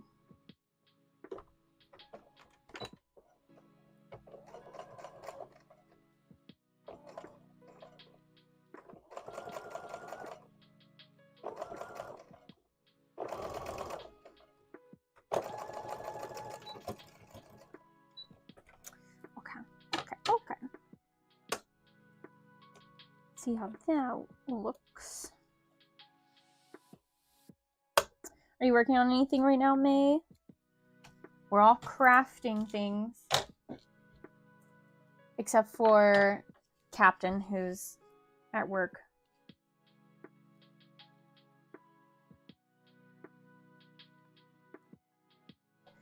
Okay, so here's like, I did more of like a little swoopy whoop.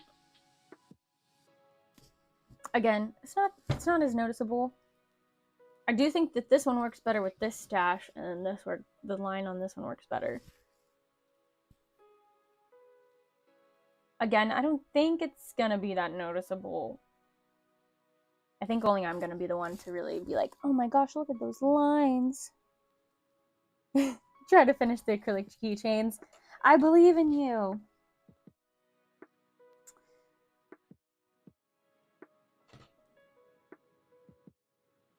I think those are so cute. I mean, I think all your keychains are really cute. I don't know if you're working on the Froggo ones specifically right now.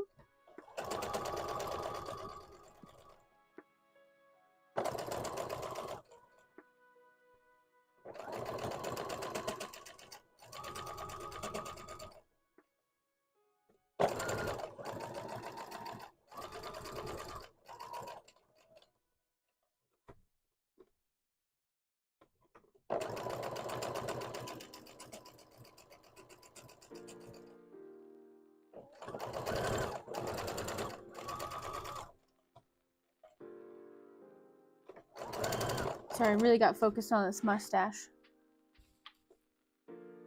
Froggo ones, and then after the bee ones, they've been hanging out randomly in my room, so I put them away. Nice.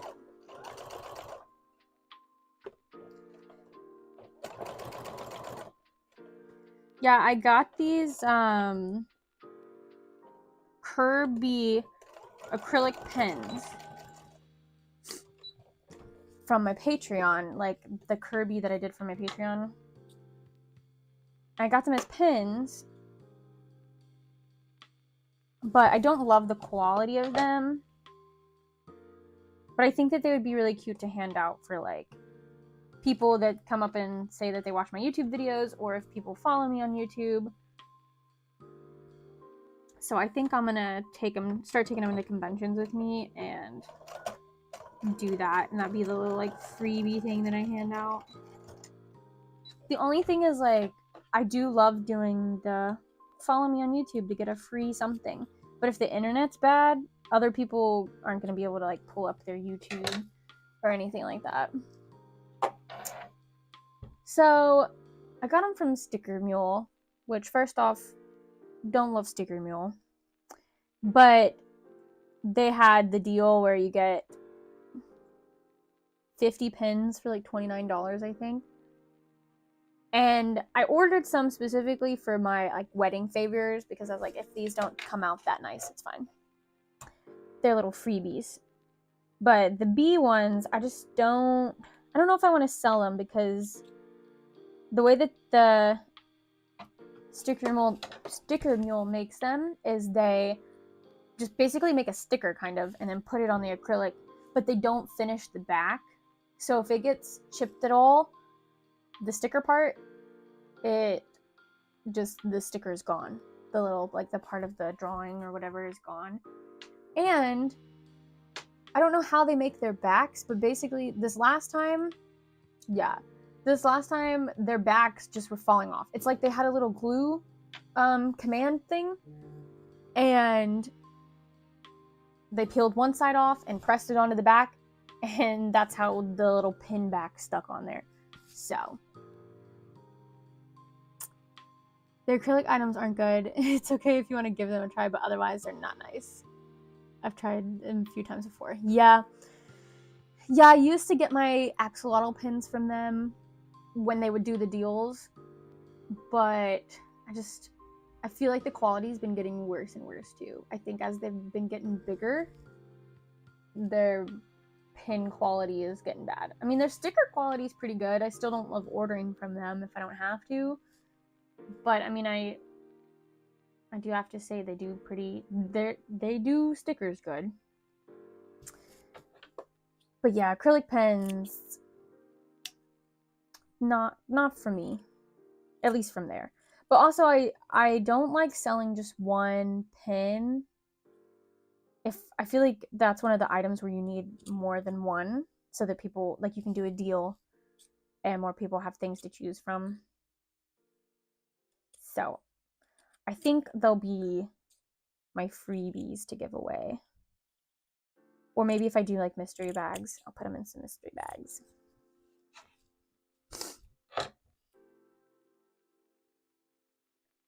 All right, here's the other mustache. And this is going to be my just extra stash. Ridley's barking. And Daisy's barking. My stomach's growling though. I'm going to have to go get a snack.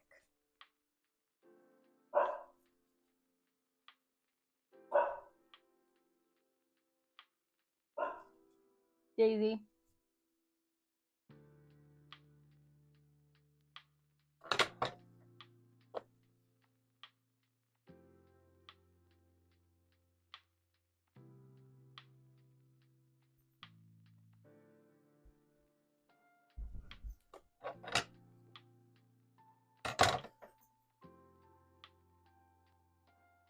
All right, so let me sew the little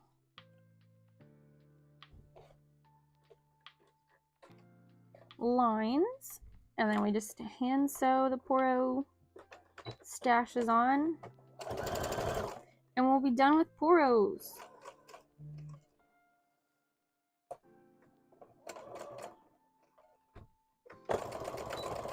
And I can add them to my inventory. I don't know if anyone else does this, but I make an Excel sheet with my inventory on it. But I have it where it'll add up my like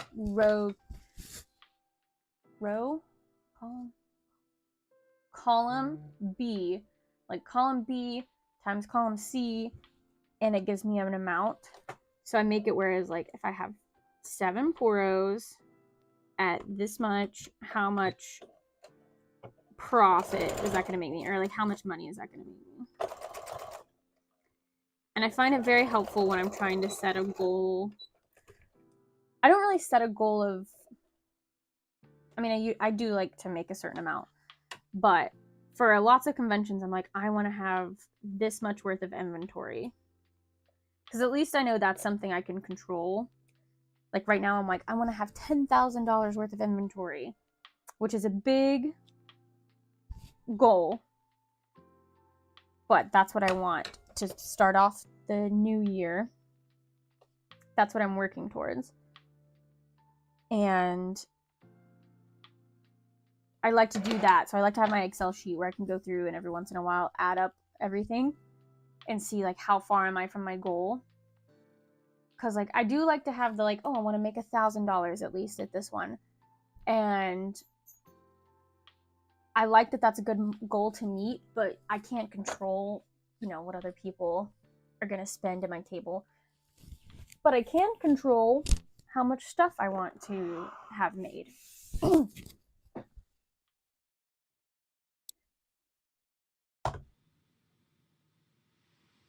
All right, let's give this guy his mustache.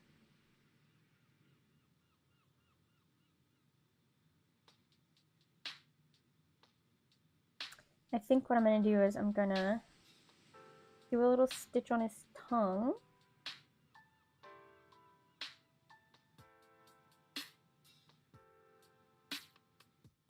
I feel like I'm giving him a tongue piercing.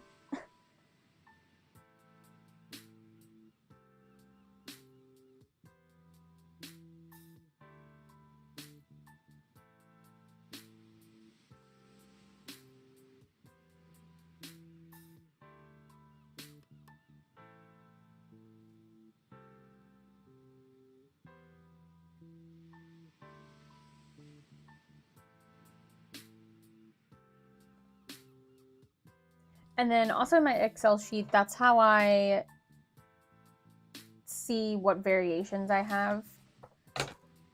So in there I can put, I have 5 regular poros and then I have 2 mustache poros.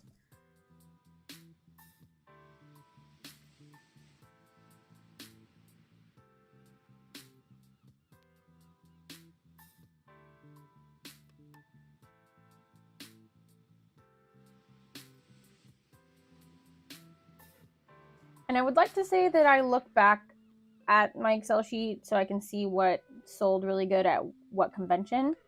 But I write down everything individually in another notebook.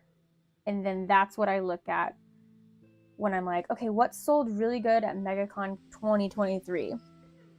And I just flip through this notebook that I have. Because for the inventory list that I have, I use the same one for every convention. I used to change the names and be like, Katsucon inventory, but now it's just called inventory. Because I noticed I wasn't making new stuff, I was just doing the same. And then I just add and take away products if needed. Okay. There he is! Look at him! I'm just wondering if I should do, because like, luckily that doesn't look like it's gonna like stay. Like it pops back. I didn't know if I should do another sew piece like over here. I think that'll be okay. I love how the ring lights, look, he gets little ring light circles in his eye. He's a streamer. He's a very distinguished gentleman. I should keep an Excel sheet, but I don't. I need to find a better way. Yeah, I found that that's what works best for me.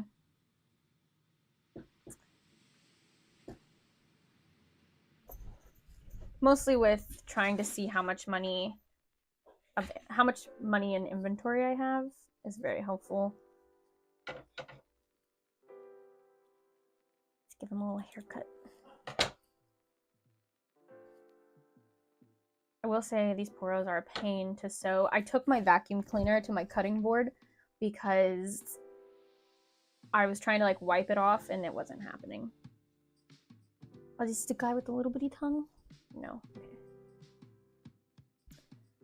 So I just had to straight up take my vacuum to it to get all the fur up.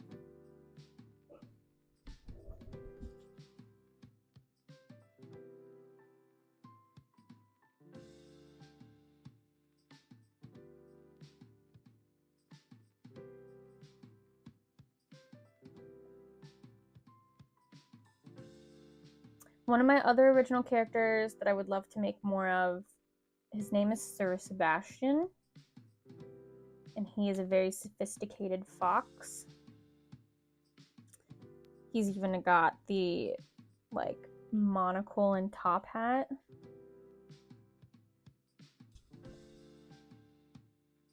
And I would love to bring him back, but he's got a mustache too. That's what made me think of it. I would love to bring him back, but his top hat was such a pain to make. There's not a good pattern for top hat that isn't like, I don't know, takes forever and a lot of hand sewing. But I wonder if there's something I can do on my embroidery machine now that would make it not so difficult.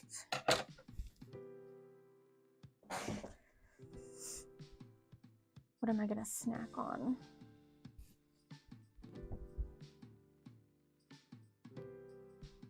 I ate an Uncrustable before I started.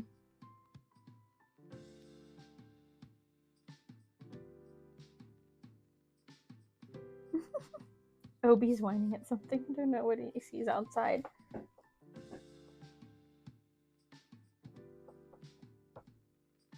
Alright, put one more right here.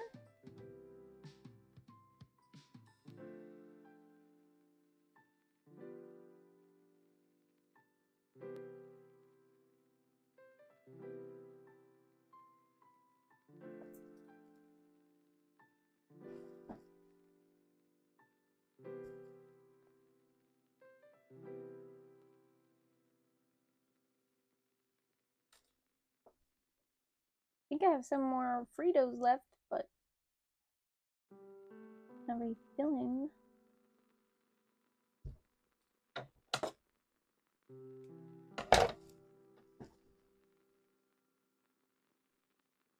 Alright, there's the other guy with his stash. I just want him so much. Okay, so we'll put the extra stash. Oh, sorry, Vid. I didn't mean to run you over, buddy. And let's just fill this cubby. Just fill this cubby with poros.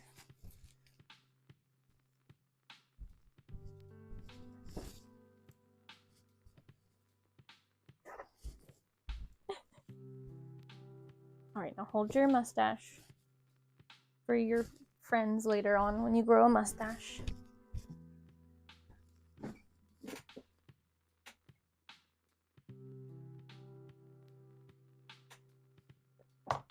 Alright, let me let these crazy... Oh wait, I'm gonna say the Japanese word for please, and they think it sounds like they're gonna go O-U-T, and I wanna see if they do anything. Kudasai. Kudasai.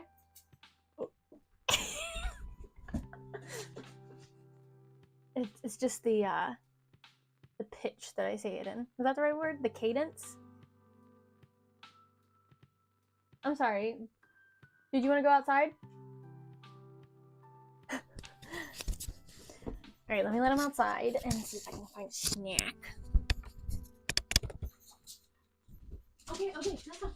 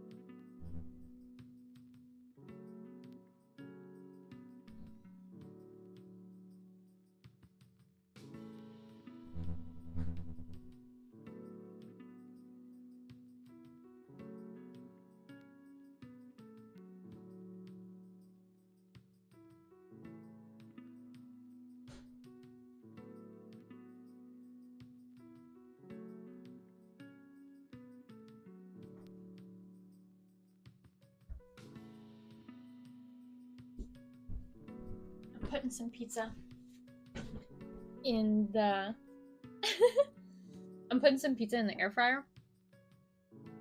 But when I was looking at out the window, we have a fenced-in yard for our dogs. And it looks like someone's walked through our outside perimeter of our fenced-in yard, the other part of our yard, because the snow has got like footprints. And I'm like, is this human or animal? Because there's a cat that wanders the neighborhood too. But I'm pretty sure it was a dog, because you can see footprints, because they're kind of big, come from the like house up the road, and it goes up to our fence, and then there's a yellow patch of snow on our fence, and then there's footprints that go back the other way. So this dog came up and peed on our fence and then walked away. I can clearly see it in the snow, so it's funny.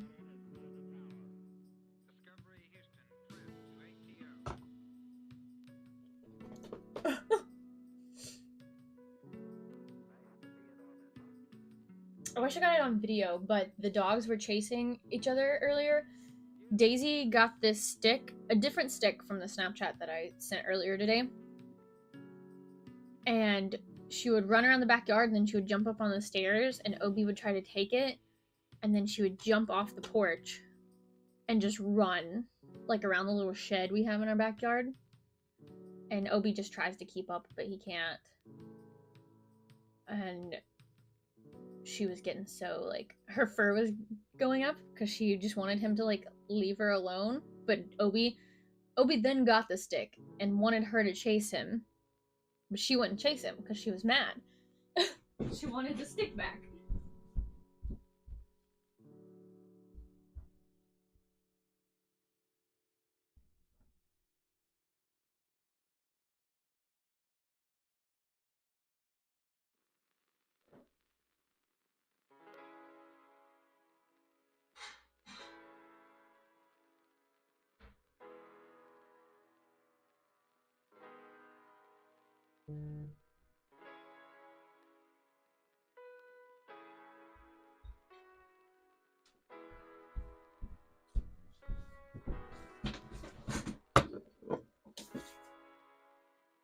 I'm really thinking about ramen.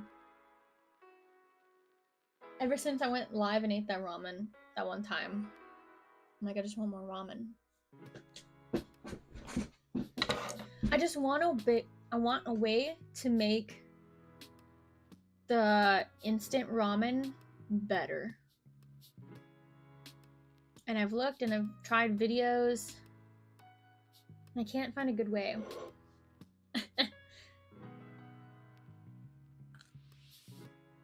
It's hot.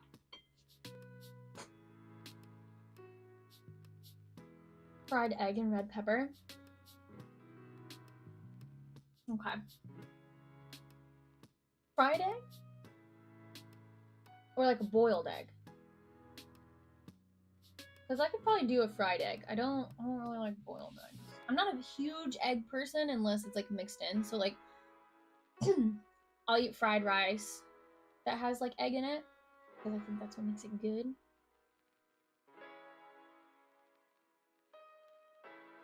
I had those little packs of miso soup, like instant, where you just add hot water to this powder, and it was really good. And what made it even better was I sauteed some onions and broccoli and almost made like a stir fry, and I put it in the miso soup.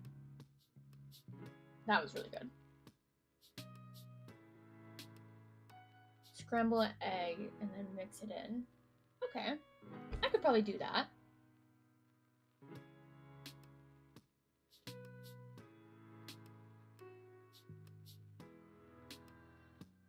This is leftover from my nephew's birthday party.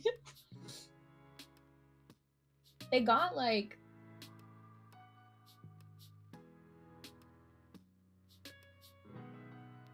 okay, so they probably got 5 different types of pizza, and then at least 2 of each type of pizza.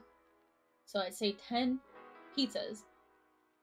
And there was only probably 10 of us there.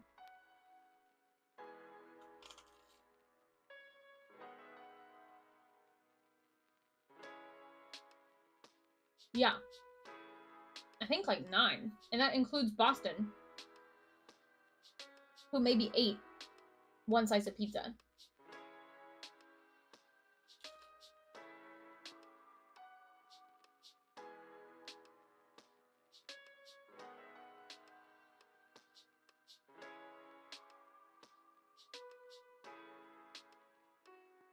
So yeah, we got to bring a whole box of pizza home.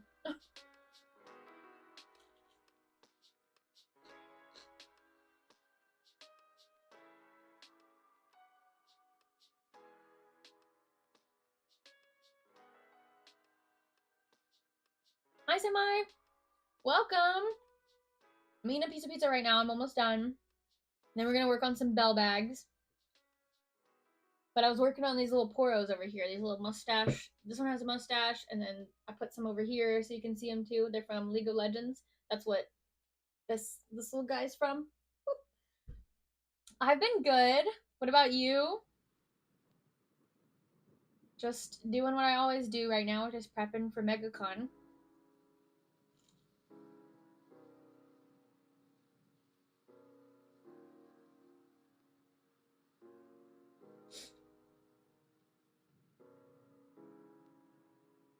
Oh, Bethany, I don't know if you can see it. I have your snom right here.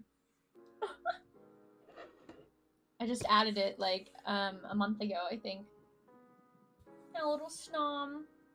So I've decided that this is gonna be only blue or water Pokemon. Or blue Pokemon, because Snom is like, at least this one is like blue. But we got Vaporeon up here, that's my drawing. And then Lapras, another Vaporeon. But I also put a fossil over here, so.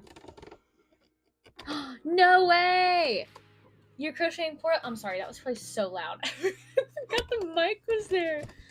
I'm sorry. That's awesome!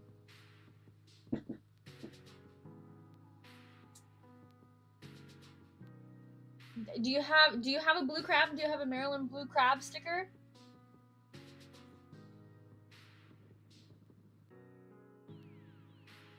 If I get one, I'll put it on my machine for you, Captain.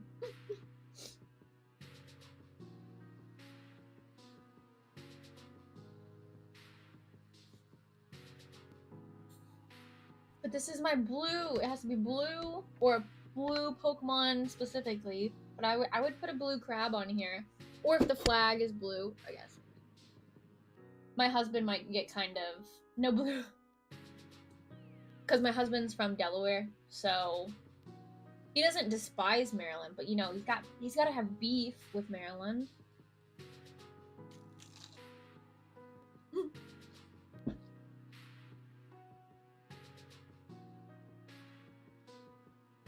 Mega Man crab.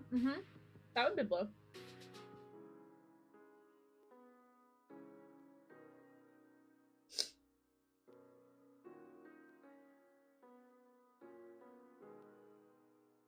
Semi, how long do your poros take you? And do you put mustaches on them or no mustache?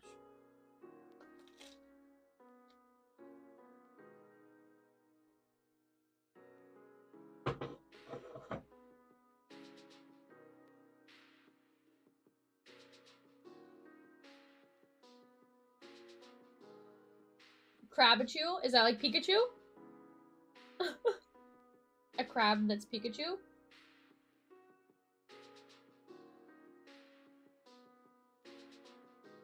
No, I put a Christmas hat on it. That's so cute! In an hour? Okay, how big is it?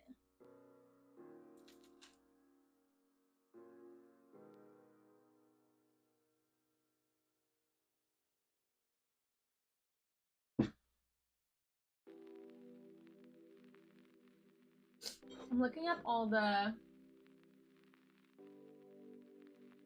Because I know there's Draven and Braum, that if you feed it a Poro snack, it gets their mustache. But I was curious if they ever added anything else. I know, like, there's a Sejuani skin where you can ride a Poro. But I was curious if any of the, like, other ones got anything special. I've seen other people's artwork for like Jinx and stuff. So cute. I keep wanting to play League of Legends, but I just haven't picked it up again. The Poro King. I love Poro King. Thank you. Yeah, I use this nice little I don't even know what it's called. It's not husky fur because that's a different type of fur.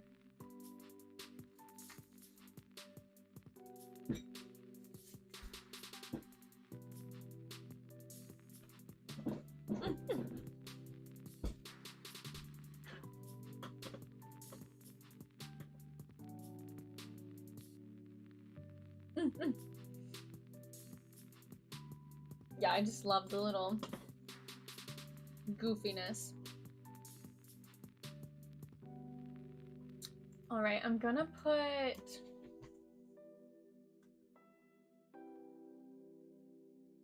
a picture of a bell bag up in the corner, but I like to use one that's usually from Animal Crossing or that Animal Crossing uses,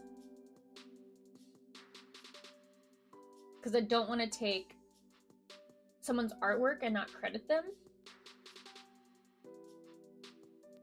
Or I would put a picture of my bell bag up there, but clearly I haven't taken a good picture of a bell bag in forever.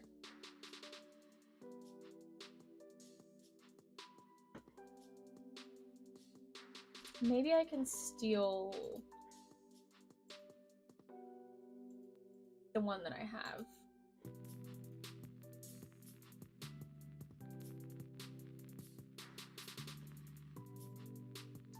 We'll just use this image of all of the Animal Crossing stuff. That works. Goodbye, Poro.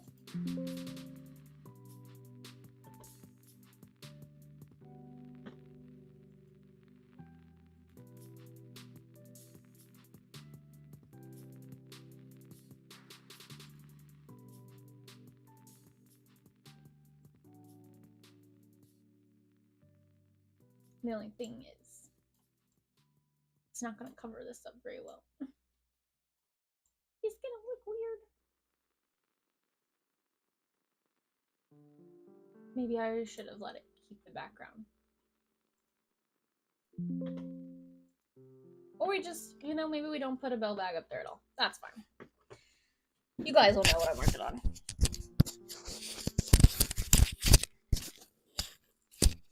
The overlay that I have made has, like, you know, I just put the camera in the box.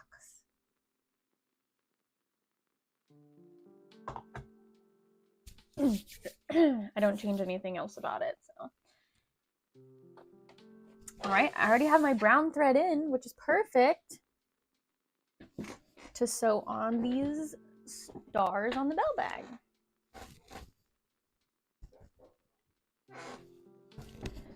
And for the bell bags, what I do is I take the yellow rectangle, and it's like stretchy like this, and I'm gonna fold it in half to find the center and kind of crease it so I can see where the line is. And then you guys can't really see it. You can kind of see it. I'm gonna put a star on the center of it, about an inch from the bottom.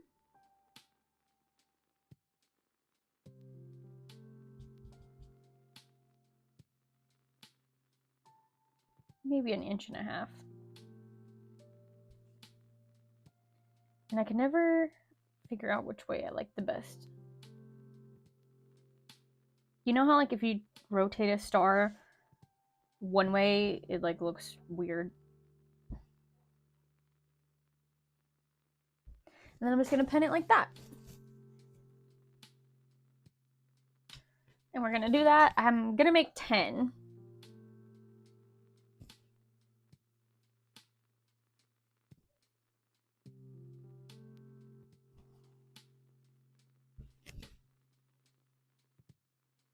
So I'm just gonna pin these on.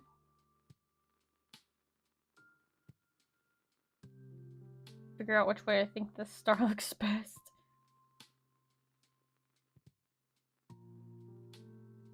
Okay, I think I like that way.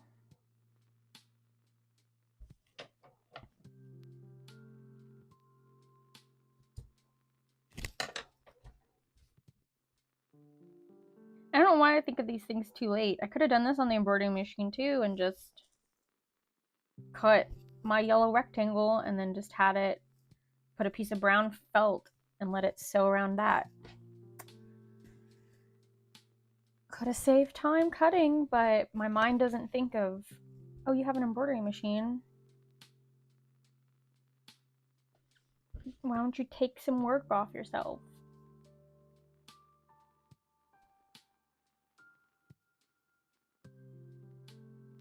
I also haven't made these in a while.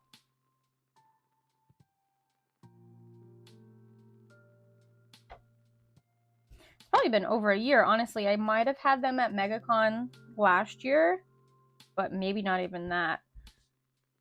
I used to make all the little Animal Crossing stuff. Ooh, Bethany.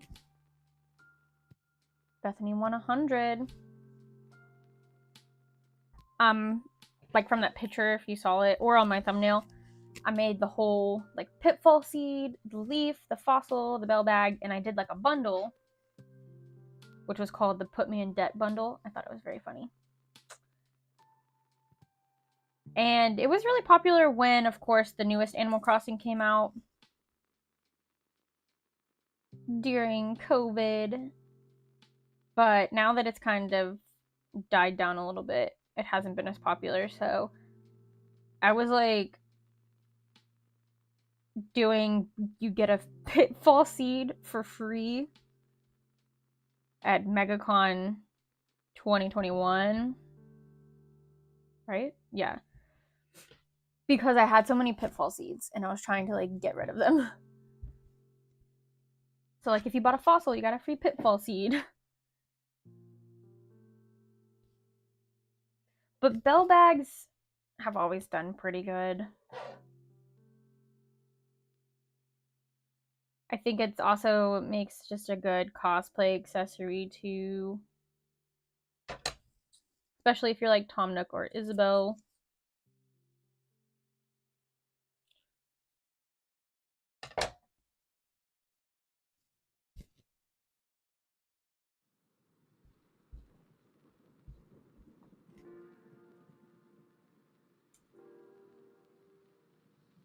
And I'm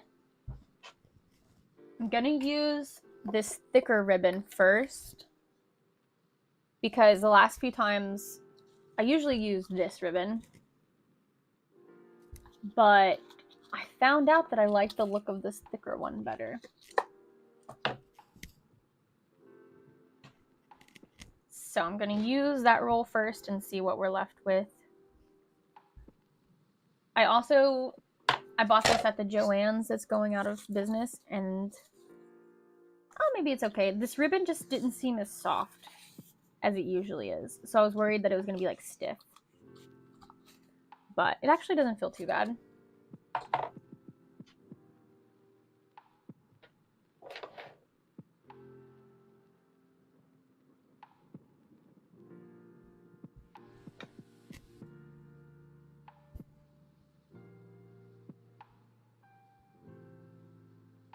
Oh, I wanted to add my poros. Let's add my poros to my inventory. Let's see, can I do it on my iPad? And we'll see how much money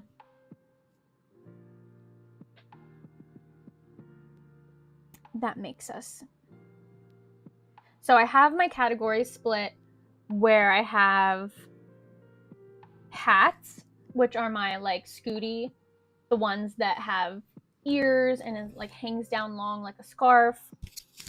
Also, I should change mic soon. This usually goes dead around 3 hours.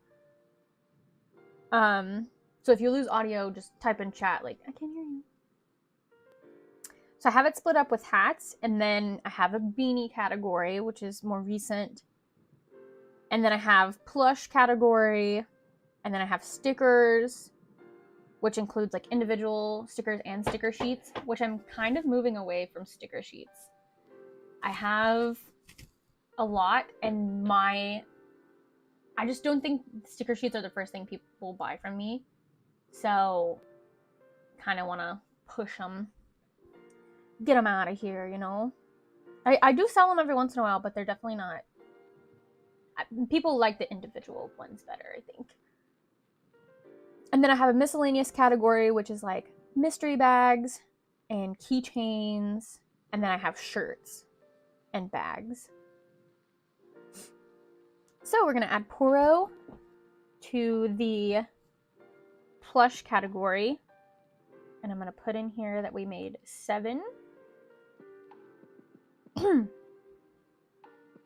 And I would also, since I'm charging more for a mustache, if I wanted this to be like 100% accurate, I should add another one that's like Poro with mustache. But since I have the option of where I can add a mustache or I can take the mustache off, I think I'm just going to do the generic. I have 7 Poros priced at $30. And then I'm going to make a note that says 2 with mustache.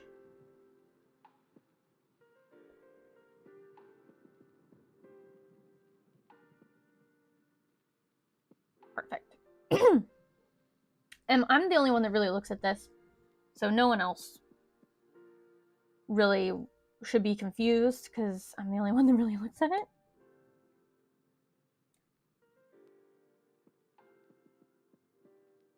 All right, so if we put them at $30 a piece and we do 7 times 30, we get $210. So that's $210 added to our inventory,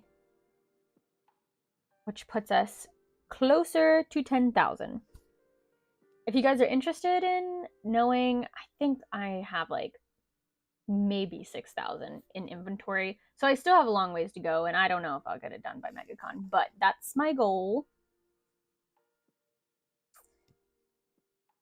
That's my goal. And this doesn't include, like, I don't calculate my sticker sales because that's just always random if I'm gonna sell stickers. I don't calculate my keychain sales, and I don't put in like shirts and bags, even though I am bringing more shirts this time. As of right now, I'm not calculating it into that because I haven't sold shirts enough or worked with it enough to know if I can count on that income as sales. So I'm happy with the inventory. Like, this is probably going to be the most inventory that I've ever brought. And we still have a couple of weeks. I think we got this week and next week, and then Monday and Tuesday of the last week of January. And like I said, I'm going to bring hand sewing stuff to work on while I'm like driving, while Bethany and I road trip. Are you going to do that, Bethany? Are you going to bring stuff to crochet when we take turns driving? And then, of course, I think we're leaving on Wednesday, right? We're driving. So we'll also have, I think, Wednesday night in the hotel room where maybe we'll go and explore, but otherwise it might be us chilling in the hotel room, sewing and crocheting, and then get up, go set up, which Thursday, or we'll probably set up Wednesday, maybe, depending on what time we get there. Even though I do think I saw a thing where like Artist Alley aren't supposed to set up till Thursday morning. But let's see. Titanic Museum. Is it on International Drive? The Titanic Museum? I will go. I will go to the Titanic Museum if you want to.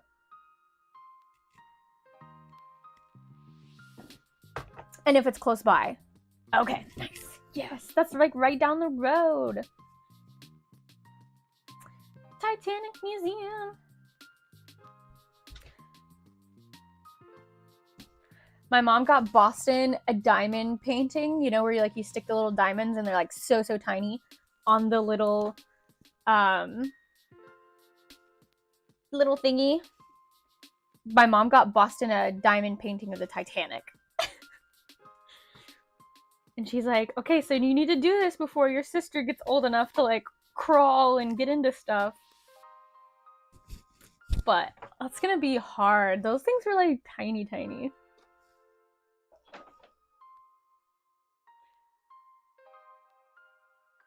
Try to catch it this year. Yes. Because we could maybe, I don't know. We could leave really early Wednesday and then do it Wednesday night. Because I keep forgetting that we open on Thursday. And we still have to set up on Thursday. Unless they let us set up on Wednesday.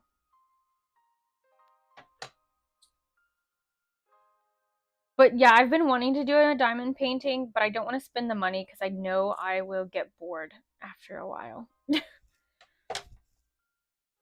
So it would be nice if I could go and like help him work on his diamond painting. Maybe he would let me, I don't know. He'd probably make me do all the work, honestly. And he'll be like, I just want it when you're done. I'm gonna frame it.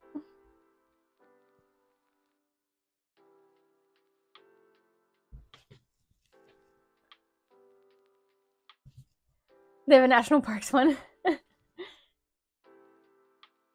That sounds like you. The Bailey J person that I follow, she used to do a lot of diamond painting, and she'd go live and do diamond painting. And there's like a niche for it. People like will just watch diamond painting. I think kind of like people watch crafting. People watch diamond painting in the background while they're doing stuff. But yeah, I don't think I could stick with it for very long. Kind of like puzzles. Like I don't do puzzles by myself. I do puzzles with other people as a bonding. Like we do it on vacation usually. Also didn't know Joey was that into puzzles, and he was doing puzzles on the computer. So I think we're gonna have to start doing on vacation now, do puzzles.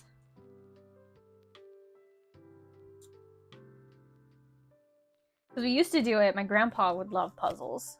I mean, my mom loves puzzles too. But I think we did puzzles on vacation because my grandpa liked doing it. He didn't really like going to the beach or anything as much as the others did. So we'll have to start doing some puzzles.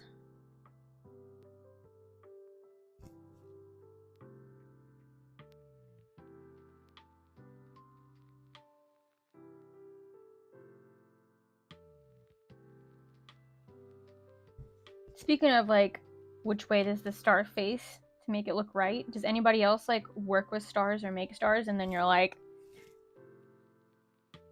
the more I look at this star, the worse it looks. Like the more I look at it, it doesn't look like a star.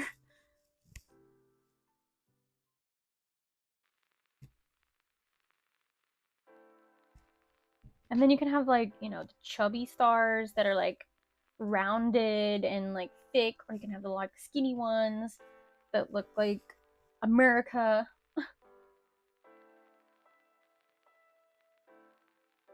Just so many different ways. I just didn't know there was that many ways to be a star. Because, you know, circles, squares, they're always the same shape. Triangles technically are usually the same shape. They can be different angles and stuff, but they are still... You can't make a triangle round and it still be a triangle, you know? Alright, let me swap out my mic.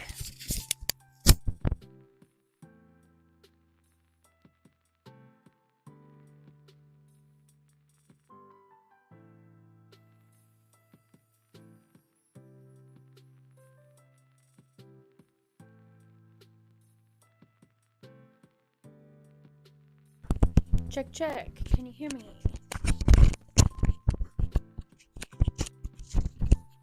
Hello. Yeah. Alright, I'm gonna go let the dogs in. Oh no, they're barking at somebody. I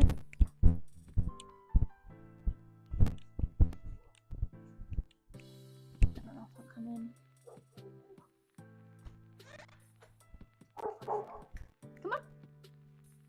Try not to yell at you guys. Oh my gosh, look at your snowy feet. Oh my gosh, look at your snowy face. No, leave that ball outside. No. It's covered in snow. Just like your face. What are you eating? I just stepped on it like, nothing, Mom. I'm not eating anything. Let me see if I can pull up the picture I took this morning of Daisy with the snow on her face.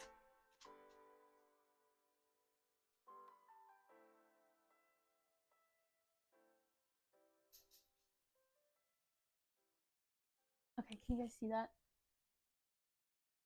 Where there's not a glare. Do you see there's snow hanging from her beard? Or her whiskers, and there's like a piece of snow up here in her ear. You can't see it because it's all white, but like... Look, she's got snow on her whiskers and everything. Also, her like lip is stuck on her teeth, so she's like this. She just is cosplaying as Santa.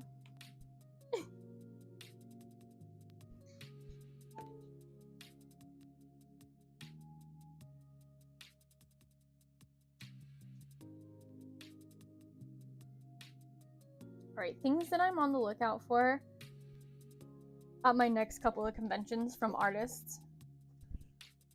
I want to get a sticker book. I know May has a sticker book. So I might get one from May. But I'm thinking of things that I can purchase in person.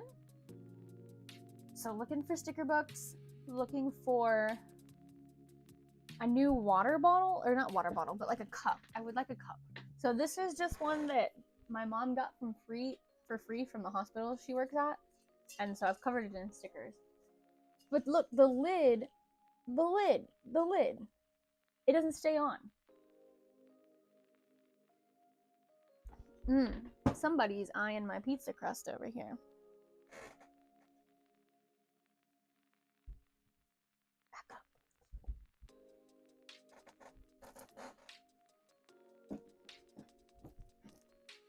Sit. You have to do tricks for the camera. Hold. Hold. Spin. Obi, spin. Yes, easy. That was not easy, Daisy. Chew it up.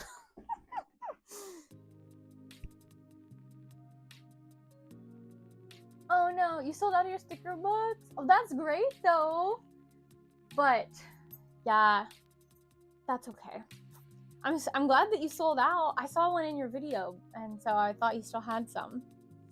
Thank you. This is Obi, named after Obi-Wan Kenobi. And then this is Daisy, named after all the daisies everywhere. And then Ridley, he's running around somewhere out there. But, we tried to do a theme, because I had Obi before I met Joey, and then Joey had Ridley before he met me. So we're like, how? And then we got Daisy together. Stop, you can't have that. So we're like, how do we combine this so we can combine like Star Wars and Ridley from Samus, like Nintendo? So we picked Daisy because, you know, Nintendo Princess Daisy. But also, Star Wars is Disney, and he's from Star Wars. But also, Daisy Ridley, who plays Rey in the Star Wars films. So it's my favorite thing to like yell at them and be like, Daisy Ridley, get inside. And I just love Daisy Ridley. So because we're going through Animal Crossing villager names, and Daisy is also an Animal Crossing villager, and that like once we put it all together and we're like, oh, it fits the whole thing. We're like, that has to be her name, even though Daisy is it's such a generic dog name. But I was like, we have to do it. Her other name was Cookie, like that was the other option that we had. And she would have made a really cute Cookie too. Because, you know, of her color, she looked like cookies and cream ice cream, or cookies and cream cookie. Yeah. So, she would have been a cute Cookie. But Cookie can also make a cute nickname too, you know? But honestly, her nickname is just Punk or Baby. She's the baby.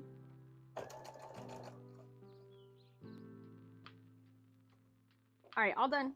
Go lay down. I don't have anything else. I know I'm talking about you. But I don't have anything else for you. Yes, she's the child. Yep, we call her the child too. Bethany, did I tell you that, you know, I have that Grogu shirt that's from Disney that's for the dogs, and then I have a matching Spirit jersey. I got it for Obi. He can't fit in it anymore. But Ridley used to wear it all the time because he loves wearing clothes. And Ridley got a new onesie for Christmas, and I kept it on him to help him not get so dirty in the mud. And Daisy also runs the fence. So I was like, what if I put the baby Yoda one, the Grogu one, on her and help her not get so dirty? And she left it on for like she left it on until I took it off. But I was worried she was gonna like try to tear it off. But no, I think she liked it. They're both like dirty right now, so I have to wash it. But I think I'm gonna start getting her like an outfit too, and her and Ridley can just be matchy. But I really thought she would hate it. She doesn't like bandanas because they'll like fall in her face. But I think if she wears something that she can't really see and like she forgets about it, I think that's okay.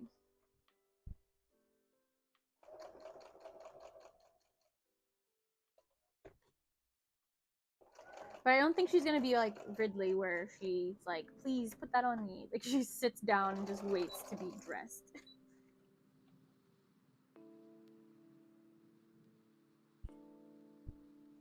Alright, we have our first star. I'm really tempted. What time is it?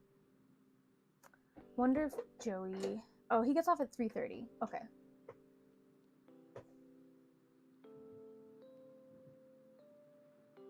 Oh, but it is 3:30 because he's an hour ahead. Let's see if he's on his way home yet. If he's on his way home, I'll finish a bell bag so you guys can see what it looks like. Might should do that anyways, because there's no way I'm going to get through all of these. Okay. Yeah. Yeah, and he was going to go to Walmart, but looks like either he already did or he changed his mind. So we're going to sew up this bell bag so you guys can see what it looks like before I get off here. But it should still be about like 30 minutes of live, so don't feel like you have to like go just yet. It's been really fun though. Thank you to all you guys that came to hang out. And I'll look into doing the lives on Twitch too. I'm thinking it'll be like Thursdays on days when I can.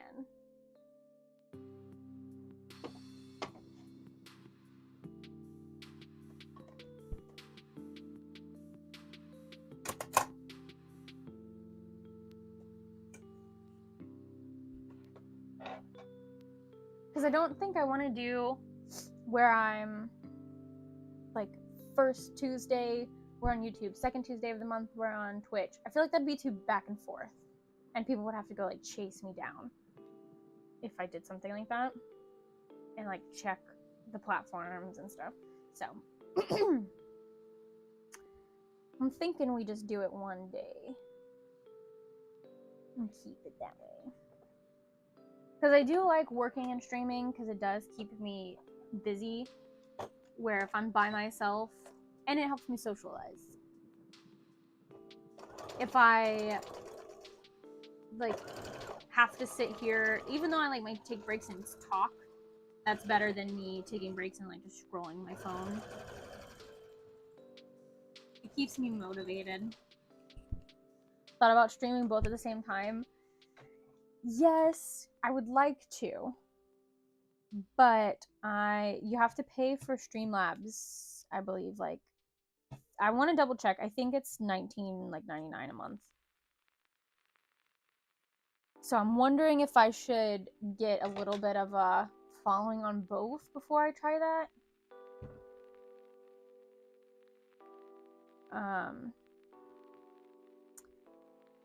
I feel like that would be better. But I do like the idea of streaming on both. I would just have to figure out, maybe for chat, I can have like my phone on one and my iPad on like the other platform. I think there's a fee. Because I think when I look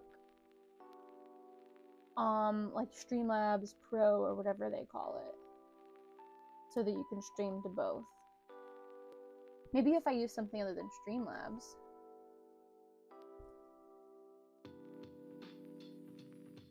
I don't even know if it's called Streamlabs Pro.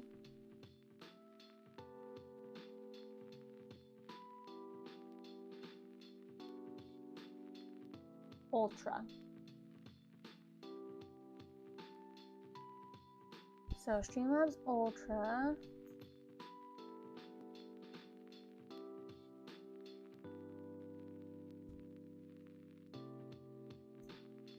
Oh, that's probably how you get Streamlabs website Ultra. I think that's how you can like see my little icons and stuff that you can use your points for. I think. You can live stream on the go. Stream from your console to Twitch without a desktop. Interesting.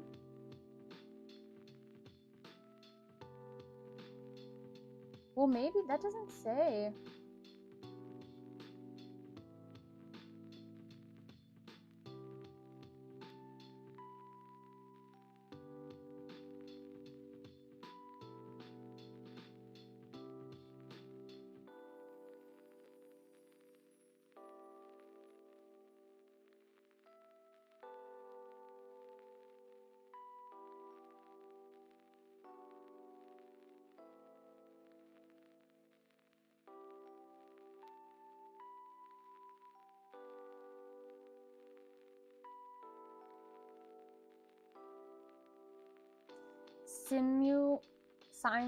Simulcasting? That's what it's called, right? Simulcasting?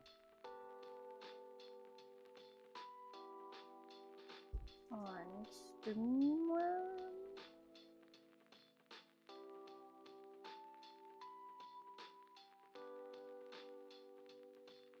Okay, yeah, it says multi-stream, reach multiple audience, join Ultra.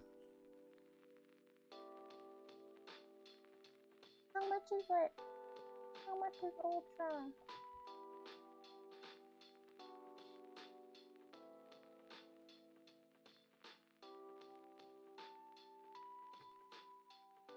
Heading out for a bit. I'll be definitely back, but if you're off, have a great week. Thank you, Semi. You too. Thanks. Okay, yes, it's $2 a month, or discounted when you build annually at $149 a year. So, how much of a discount divided by 12? So it ends up being $12 a month, almost $12.50 a month if you pay for the year, which is not bad. Like, I think that's what I pay for Canva right now. I do pay Canva monthly. So I would like to look into it. I definitely would rather pay for the monthly if I'm gonna get one. I mean, not the monthly, a year. So I'll save up some money for that. But in the meantime, maybe I'll try to do like different days, because it would be really nice, yeah, to stream to both. Because then people that find me on Twitch can be like, oh, I want more of her content. Oh, she has YouTube videos. Let me go check those out.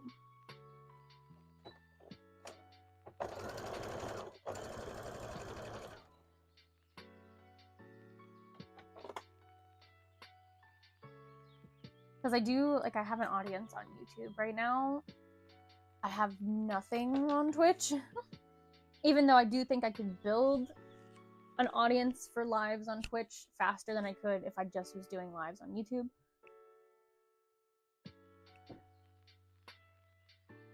Plus, I do have like a lot of friends that stream on Twitch, and I know you can do the like raid and things like that, so you can like share your viewers with other people that you find interesting.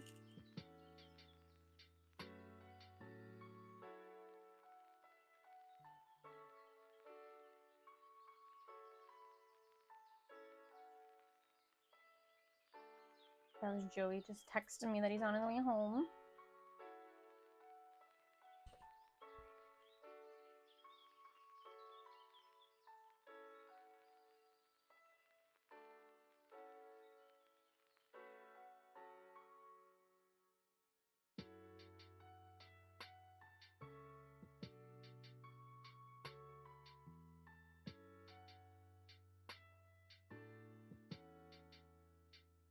Alright, so, yeah, finishing this bell bag before he gets home. I sewed the star on, and then I sewed this in half down the side. And so then when I did that, I opened it up this way. And then I sewed these corners. Like I put a dart in it, and this is going to make it more like a bag. So that's where I am on this part. Now I'm going to put the bottom, which is just the circle base. And this will help it where when I stuff it, it'll stand up on its own.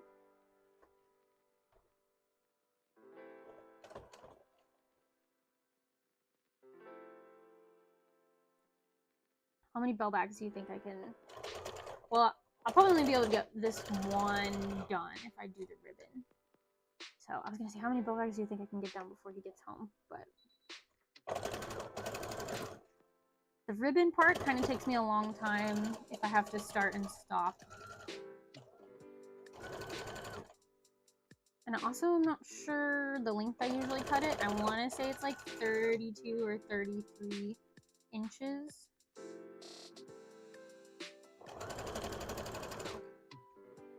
And then what I usually do is I try to do the math.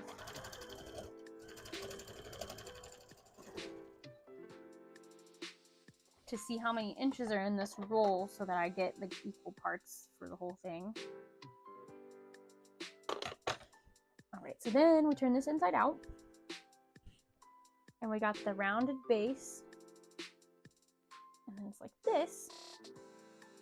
And then we can put stuff in it. And then we're going to close this up. And it'll look better than this. But then I tie it up and put a ribbon on it.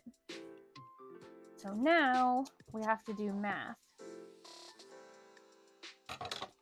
We have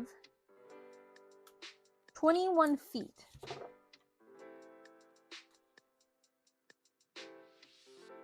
And so we got to turn that to inches.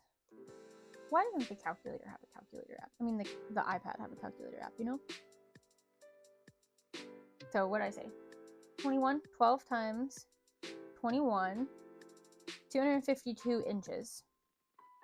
And then I'm going to say that it's around 30, anywhere from 31 to 33 inches is how many, is the right length for the bell bag. So let's go ahead and divide that by 32. So supposedly I can get 7 ribbons out of this. Almost 8. So let's see if we can get, what did I say? 12 times 21. If we do 31 inches, I can get 8 ribbons. So let me do 31.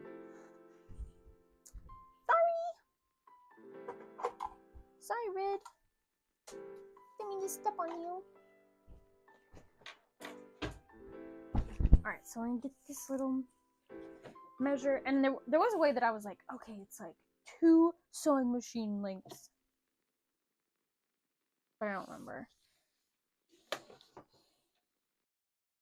Is it really 31? That seems long.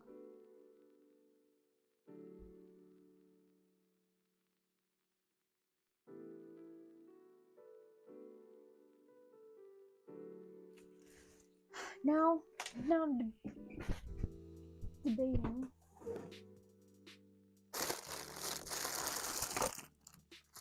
I used to keep an extra roll on the back where I wrote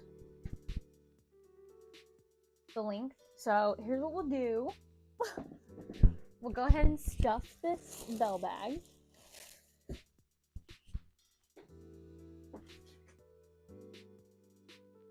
And then we'll see.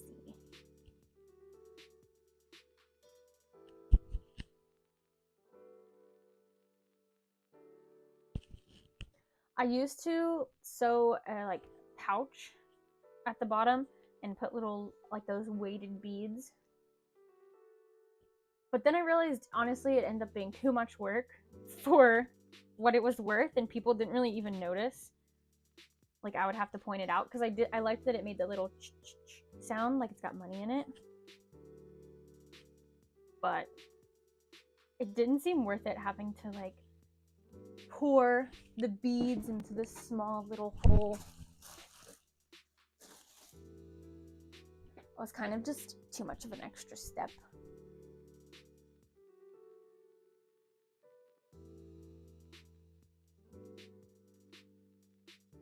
Because I only sell these for like $15. I used to sell them for $10. But you know, inflation, and then you gotta price your experience.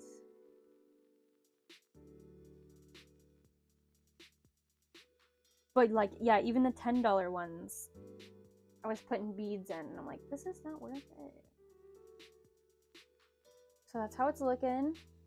And then I usually, to figure out how much stuffing I want to put in, I usually make sure there's enough, like, so that, you know, you don't want it like that, where the stars like cut off. But I still want enough to have like a little pinch up here. I think I'll put a little bit more.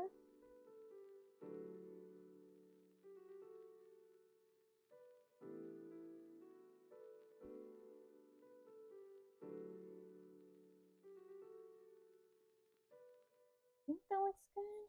And I do like it the more rounded instead of like horizontal.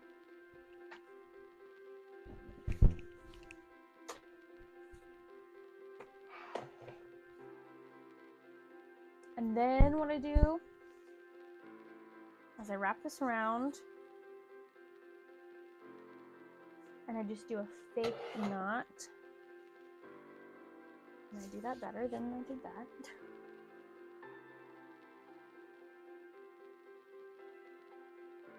I think I've done before, which sometimes works better, if I take thread and like tie this up. Then I'm able to like handle it a little better, I think.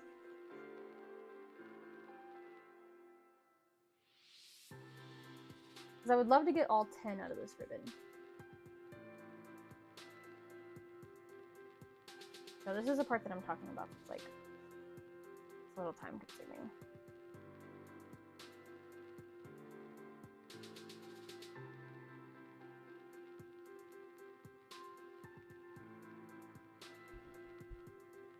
So it look like that. And then I would double knot it, but just to make sure I like this length, I'm gonna like fake tie a bow. And yeah, I want it a little bit longer over here. Let's see if I make this side a little longer.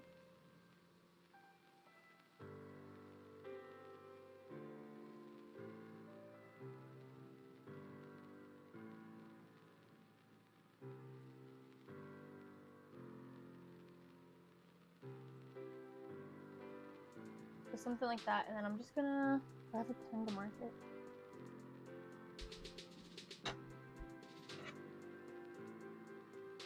Do we just cut it? Let's just cut it. I have the skinny kind if I do run out, but like I said, I love this thicker one better. All right.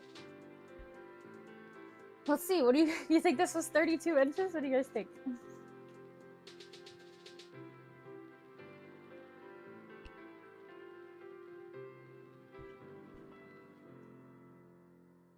$31. Man. I want to say, man, I'm good, but also, I wish it could be shorter. Okay, so 31, magic number. Honest, it's like 31 on the dot. Hold on.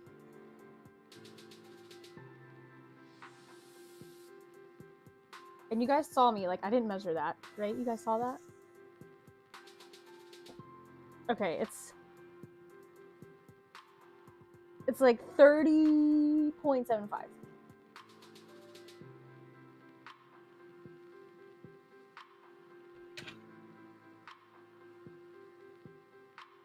Actually, that's looking more like 31. Yeah.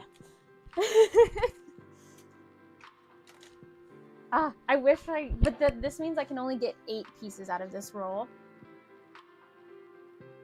And I wanted to have all 10 with big poofy ribbons. Oh well.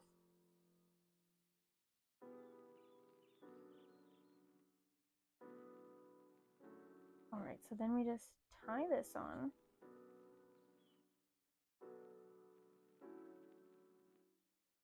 And this part doesn't have to look beautiful yet. We'll make it look good at the end. But I do want to double knot this.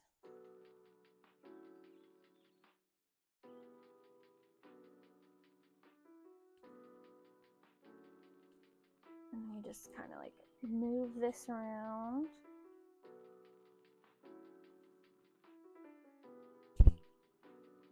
And make sure our knot is going to be centered.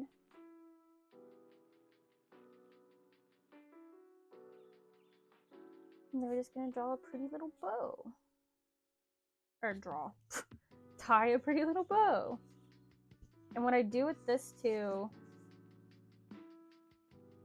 is I burn the ends off. I don't know if you guys have ever worked with like ribbon or anything like that that frays. I like to burn the ends off a little bit so it makes it more plasticky and it's not gonna like fray. Look how cute this. Oh, does that mean you're home? Joey's in the house, but he's not in the house. He's in the house on the screen. You rolled a 6. No. Look how big this big bow is. I mean, look how cute this big bow is.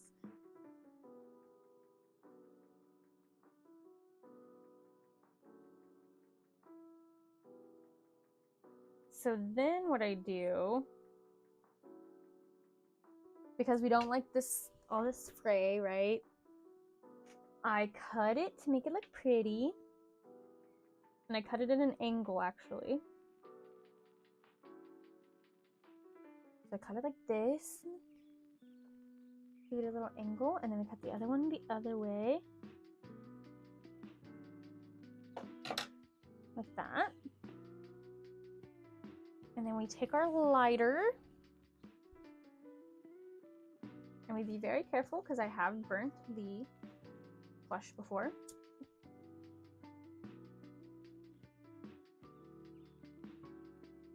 I'm just going to singe the end off.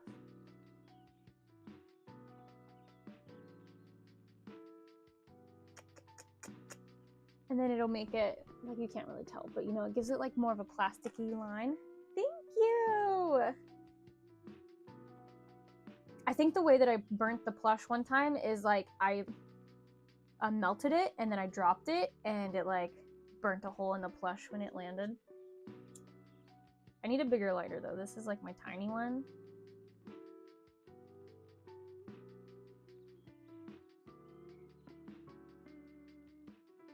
Oh man, messed it up.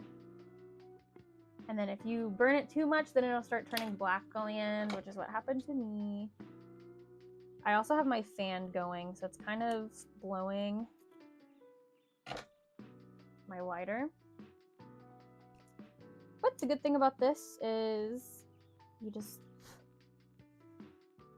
do it again. Except for it's blowing. Let me come over here. Hide from the fan.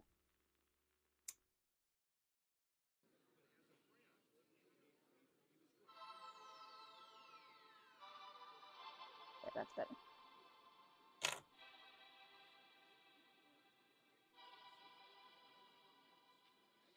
Wish they would find a better way though than putting tape on the ribbons. I think this comes off, but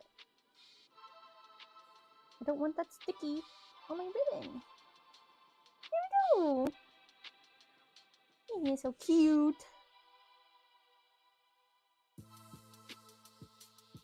And then, oh, I forgot I'm not done. So to make sure that this stays secure, because you know some people might be like, oh, I'm gonna untie this and look inside, but there's nothing inside. So I take string, or I take thread, and I put thread through the back and go through this big knot right here.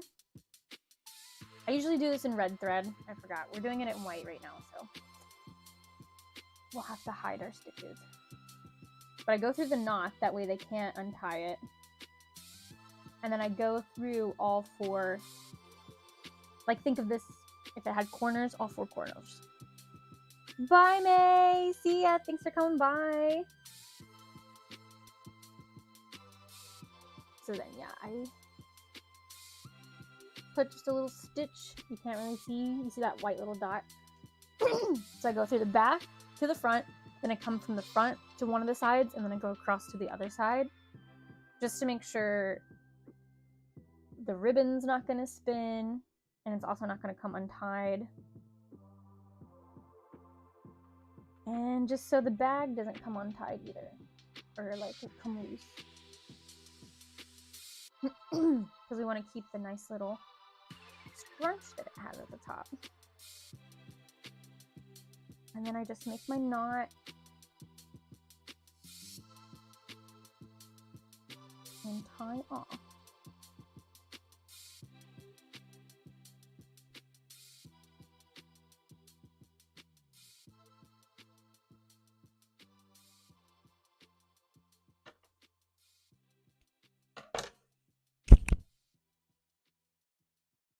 There we go, and now we're done.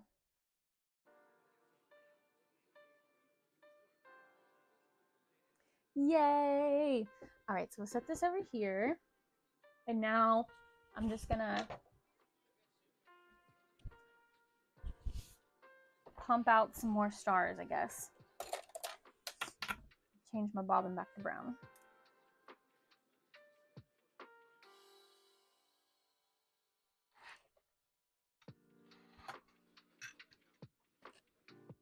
I eventually want to get more pegboards, and I want to have like a pegboard right here, or maybe like this whole wall, so that I can have like a little area for my bobbins. And like right now my thread just sits over here on the table, but it would be really nice to have more room.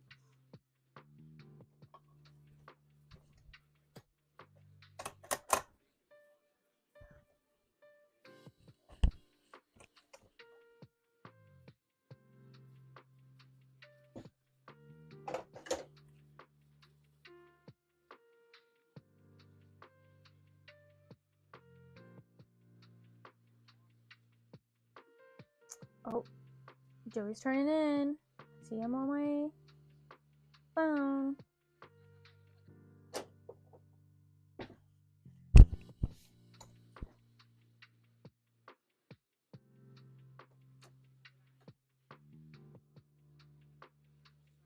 All right, let's sew the stars. Go, go, go.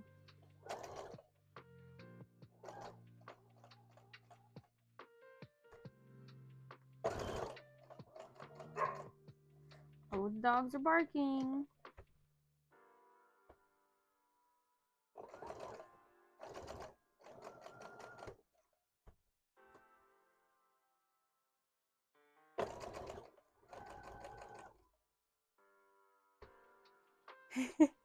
$3,000. Oh no! Oh no! Oh, oh, that hurts. Oh no!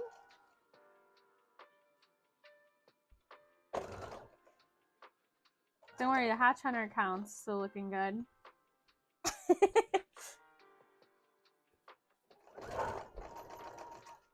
Here goes the dogs. Dogs are going wild. No! It might not let you. There might be a cooldown.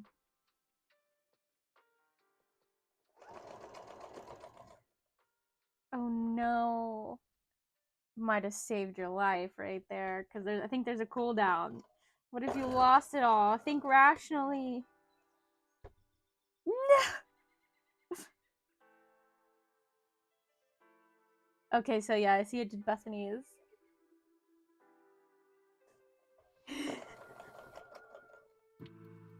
Think of the children.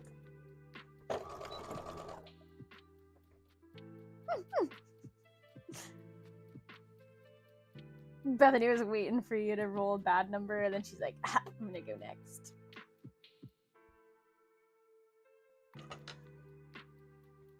Oh, so you're not gonna do it now? I'm scared. Oh no.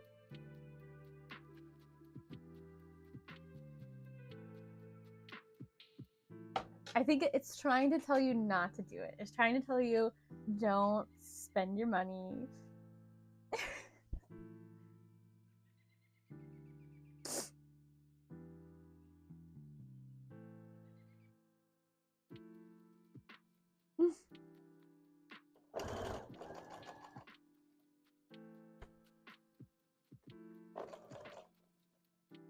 I have a problem.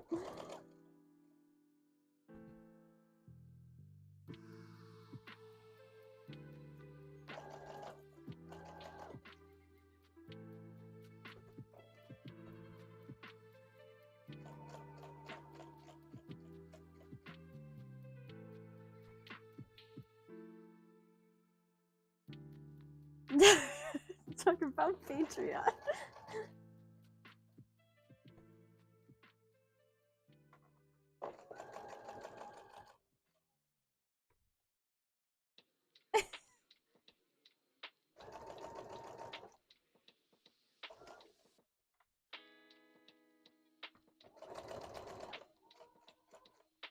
I think you just broke it.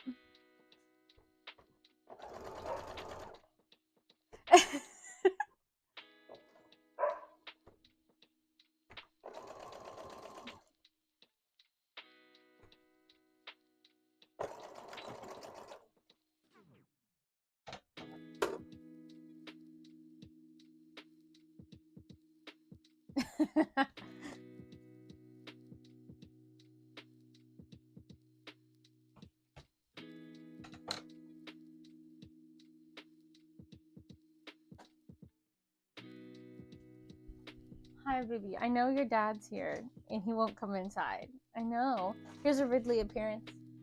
Hi, Riddles. He's very anxious because his dad isn't. He won't come inside. Yeah. Is your daddy just sitting out there? I know. He's just licking. Oh! Oh no! He almost knocked my poros off. Your dad has a gambling addiction. There's nothing we can do for him now. Your dad's busy gambling. This is what happens. He's just out at the slots. Here I am. Taking care of the dogs. They just cry all night.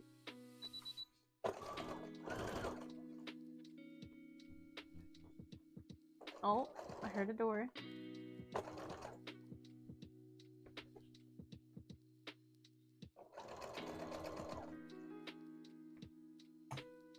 Finish my coffee.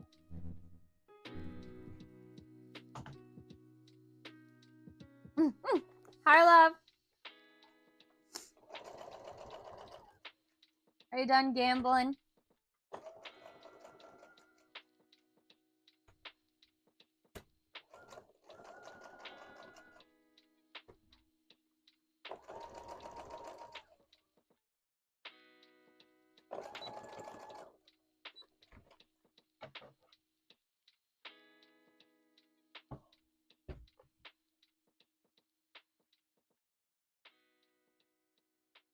Hopefully I can get these. Hopefully I can get these done, and then when we play Fortnite or whatever we play tonight, I can just stuff these while we play Fortnite. You see, don't touch me to the dogs. Let me finish this last star, and then I'll close it out.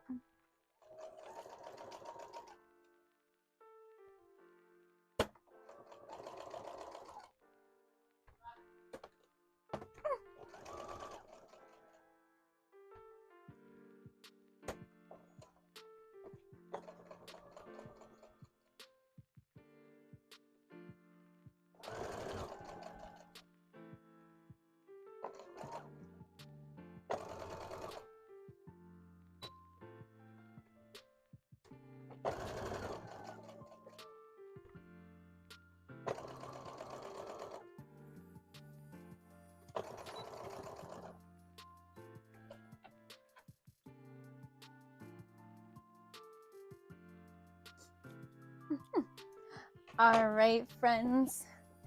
Thank you guys so much for watching my live. Thank you for everyone that came by. It was crazy.